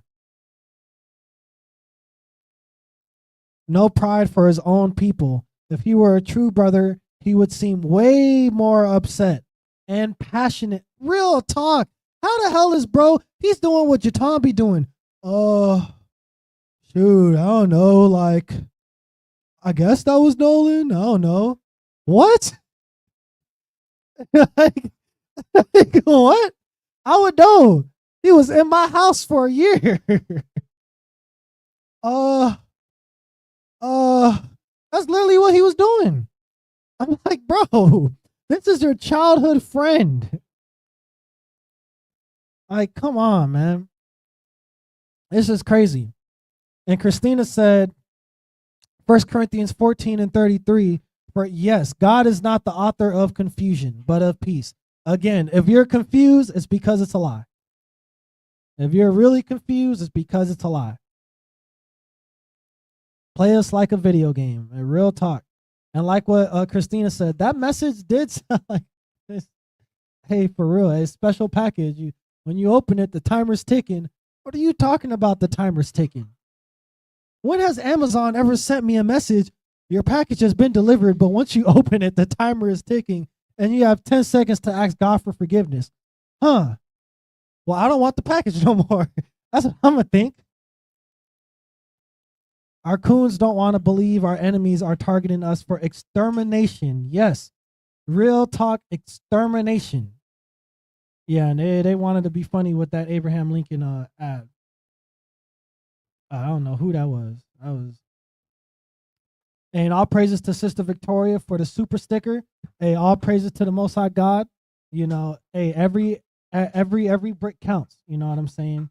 If you truly believe in the mission, then you will do what you can to help support the mission. You will do what you can to help support the people that's out here risking our reputation to give you this word, right? We put ourselves on the line. We put our faces on the line so you guys can understand the truth, right? So hey, make sure to help to where you can help. And it's like what Christina said. It's like to show them. They tried to run. Hey, no, real talk. They tried to run away from the curses in a nicer neighborhood, but the curses followed them there. That what did they call dude? The clown dude that I forgot his name, but his ass was following him everywhere. Didn't matter where he went. Yeah, what you gonna do? What you gonna do? And it's like literally the Edomites are doing everything to him. And what you gonna do? Nothing, Negro, because you're oppressed always. Like Deuteronomy 28.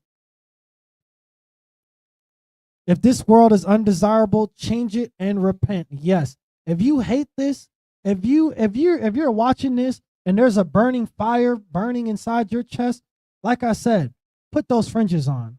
Grab that Bible. Find you somebody that's learned in this word. Get a congregation to be in so you can actually go ahead and be brought up in the right understanding, in the right way, in the orderly way. Don't just be sitting around meditating with chakras and crystals looking like a, you know what? Actually go ahead and make that repent. Make that change. Oh, I didn't even, damn, that was a Viagra commercial. That's crazy. Ah, yeah. And Sister Des got a comment. She said, I used to be the only black girl other than my sister in elementary. I would be so upset I couldn't go to the sleepovers. My granny would be like, no. They have y'all hanging from the tree. Hey, that's not funny, but it's true. Hey, for real. That's not funny, but it's true. And Sister Destiny talking about that made me think of man, I'll never forget this, right? So, I was in aviation school while I was in high school. I was doing dual enrollment, right? And we went on a field trip to American Airlines. We was inside the hangar. We went inside the airport. We was inside the hangar where the mechanics were, where the airplanes were and everything. And the lead mechanic was there, had our entire class there. And he was talking to us, telling us what it's going to be like working, on planes and everything. And he was like, okay, so which one out of all of you is the smartest, right? And the white dudes just started looking at each other. They looked around. They were like, it's actually the black guy. I'm the only black guy in the class, by the way. They were looking around. It's actually the black guy. Right? Because it's impossible for a brother to be more intelligent than them. It's impossible for a brother to be intelligent. That it was funny to them that I was the smartest one in the class. So, man, I'm telling you, they hate black excellence. They really do. My coworkers told me they don't invite me anywhere with them because they know you'll say no. Hey, real talk. Yeah, better for you. And if she won't say no, I'll say no. Psalm says their tongue shall speak against themselves. A fact. That's literally what's going on. They're speaking against themselves. So yeah, let's go ahead and get some of the final few scriptures. Let's get Psalms 106 and verse 39.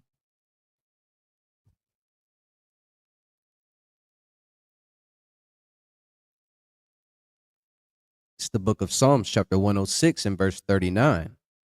Thus were they defiled with their own works, and went a whoring with their own inventions. So this is talking about us.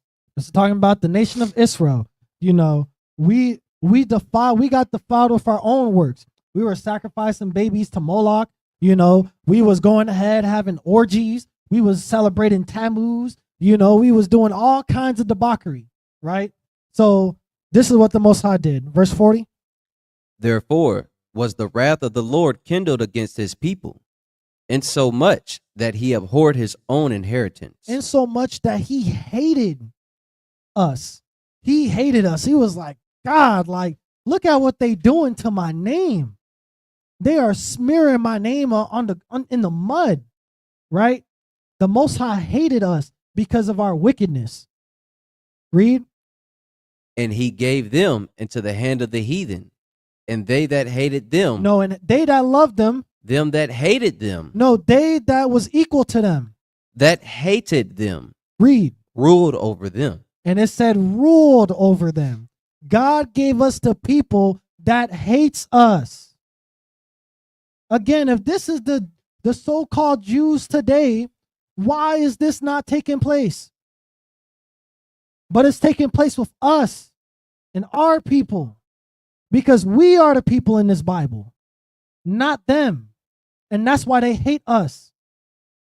Right? Verse 42. Their enemies also oppressed them. No, loved them. Oppressed them. No, had them with joy. Also oppressed them. Read. And they were brought into subjection under their hand. So again, we were brought under them. Didn't the white lady say we just want to see y'all on the bottom? The white lady said, oh man, we just hate to see y'all rise. We just keep rising. We don't know why. Well, maybe because we put away the evil that caused God to hate us and give away his inheritance, which was the people of Israel. Maybe because we started getting right with God and God started being back on our side. Maybe that's why, right? Let's get Ezekiel 35 because, this is the final nail in the coffin. I opened up Esau's casket. I laid Esau in the casket. I laid your favorite Edomites in the casket. I took Clark Kent by the head. I laid him down in the casket. I took Bruce Banner. I laid him down in the casket, right? I took Jordan Peterson. I laid him down in the casket. I took your favorite Edomites and I killed them, right? And now I'm about to seal up that casket because these guys like zombies. They gonna come back. So I'm about to put the nail in the coffin right now. Let's get Ezekiel 35 and verse 1. The book of Ezekiel, chapter 35 and verse 1.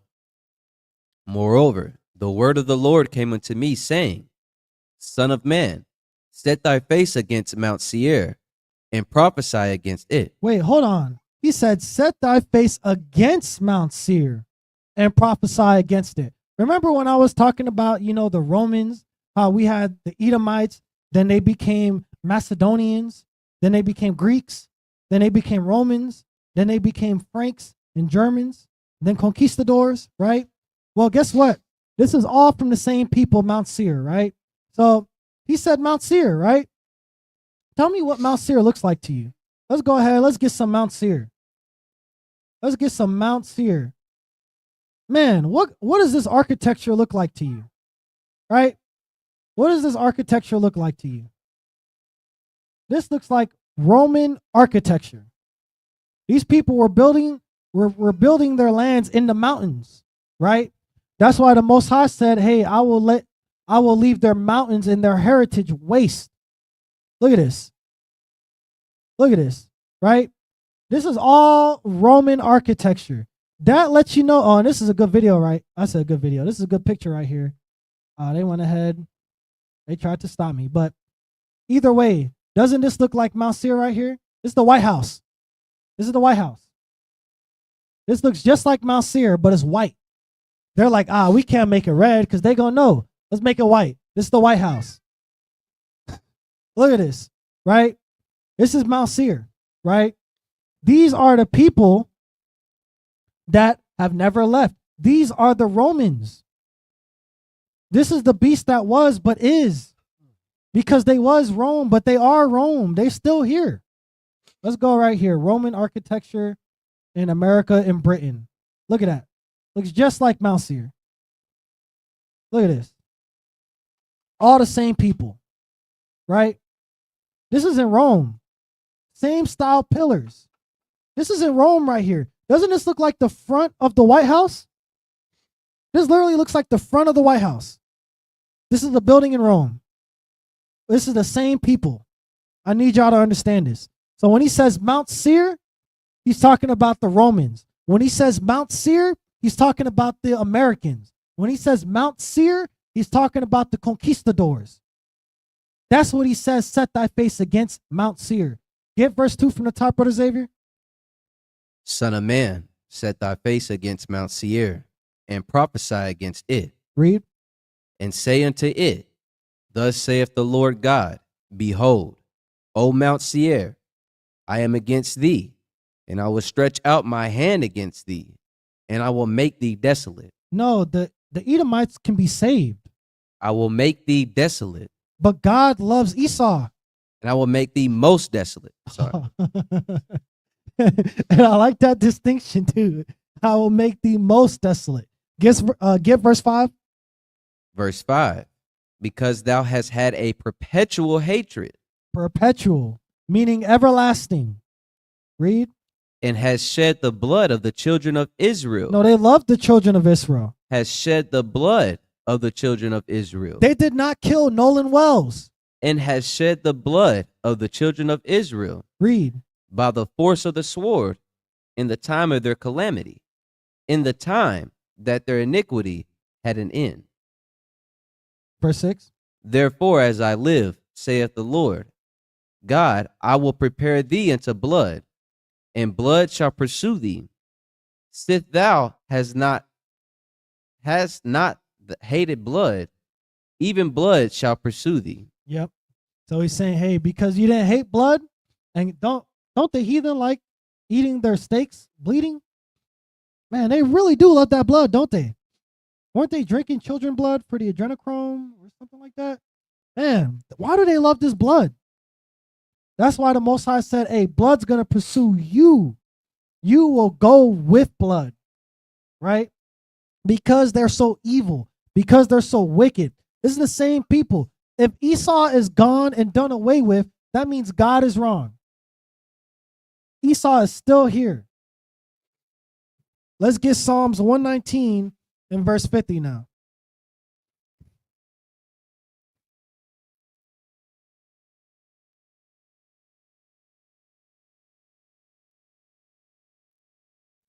It's the book of Psalms, chapter 119 and verse 50.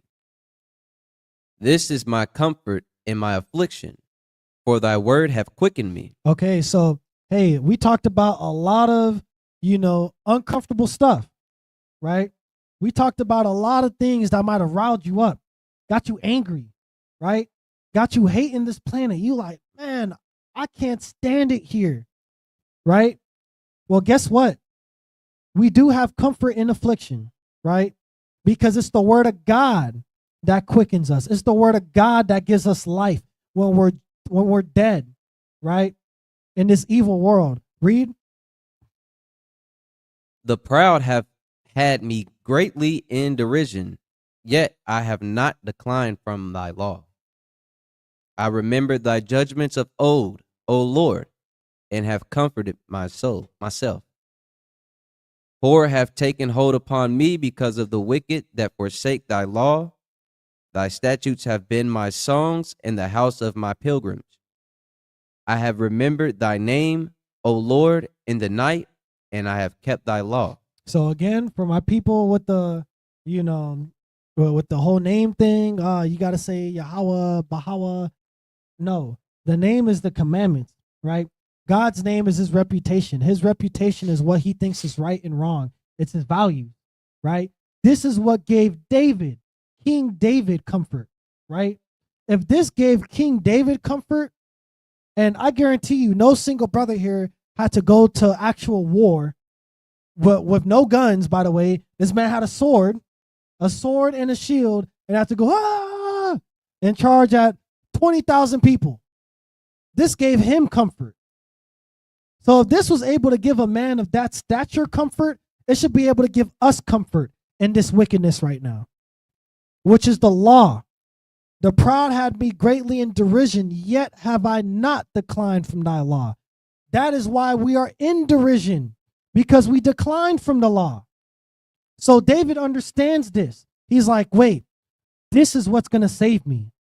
The instructions God gave me. This is what's going to comfort me, because I know if I listen to God, he will always be there for me. Get verse 46. Verse 46. Oh, my bad. 56, my bad. Verse 56. This I had because I kept thy precepts. No, he had it because David forgot the precepts. Because I kept thy precepts. No, he had it because David never got circumcised. I kept thy precepts. But that statue of David is not circumcised. Because I kept thy precepts. Get verse 67. Verse 67. Before I was afflicted, I went astray. Okay. So, hey, before we was afflicted, we went astray. Didn't I take y'all to Psalms 106? Right? So before we was afflicted, we went astray. Because guess what? Just like in Psalms 106 and 40, our inventions, we were defiled by our inventions. The things we was doing, the things we was coming up with, the things we was brainstorming was wicked. It was against the laws of God. So he afflicted us so we can remember him. Isn't that what I said earlier? This is coming from the Lord's mouth now, right? Read that from the top. Before I was afflicted, I went astray. Read. But now have I kept thy word. Read. Thou art good, and doest good. Teach me thy statutes. The proud have forged a lie against me, but I will keep thy precepts with my whole heart.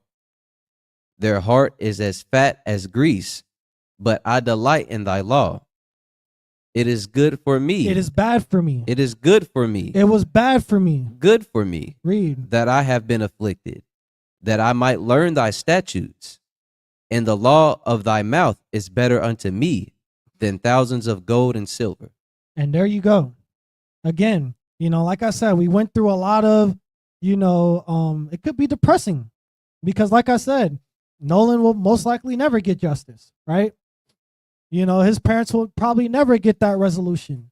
And the only resolution they can get is if they turn to the commandments and accept that they lost their son because they strayed away from God.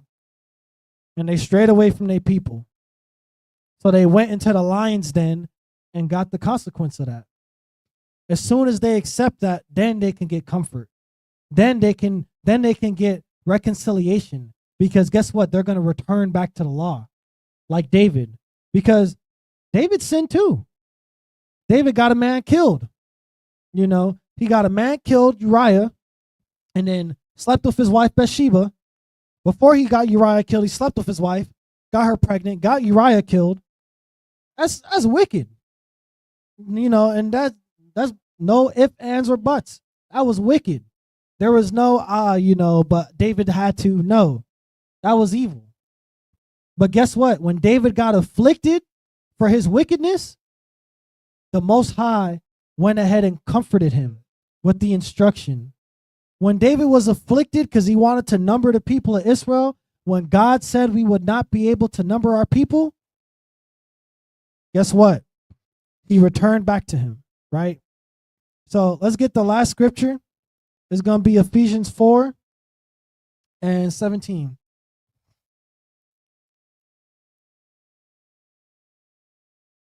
It's the book of Ephesians, chapter 4 and verse 17. This I say therefore, and testify in the Lord, that ye henceforth walk not as other Gentiles walk, in the vanity of their mind. Okay. So, hey, don't be eager to go to an all-white high school because they have the best programs and they have the best football coaches and they have the best programs. Don't be eager to go to your best friend's party because, hey, he's rich and he has a lot of money and he's white. And oh my God, I get to hang out on a boat on an island. Oh my God, I get to be on an island. I've never been on an island before, right? Hey, don't walk as the Gentiles walk, right? Read. Having the understanding darkened, being alienated from the life of God through the ignorance that is in them because of the blindness of their heart. And their heart is the devil, right? That's why it said in 17, in the vanity of their mind. The heathen are one with the carnal mind. The carnal mind is enmity to God. That's in Romans 8. The heathen are in alliance with the carnal mind. And the carnal mind is the devil. So if they're in line with the devil, the first thought in their mind they're going to do. That's why the white lady said, you know, it's the cruelty, the killing, the lying has been brought down from generation, right? The devil has been brought down from generation to generation. And as soon as we can understand that, the sooner we can get closer to our allies. And the sooner we can get closer to our allies, the sooner we'll be closer to God. And that's what we need to understand. Okay? So Lord's will, you know, this was an edifying lesson. Lord's will, you know, this was eye-opening for some of y'all. And for y'all that are not in the church that just managed to catch this video, hey, thank you for stopping by and listening to the end, because this was a long class, right? But hey, Lord's will, you know, this gave y'all some good food. So, you know, oh, do you have anything for us, Brother Xavier? No. So, you know, we're gonna go ahead, we're gonna get off, we're gonna enjoy the food, enjoy the rest of our Sabbath, and we hope that you enjoy the rest of your Sabbath as a child of God. And that I say, you know, shalom, Israel.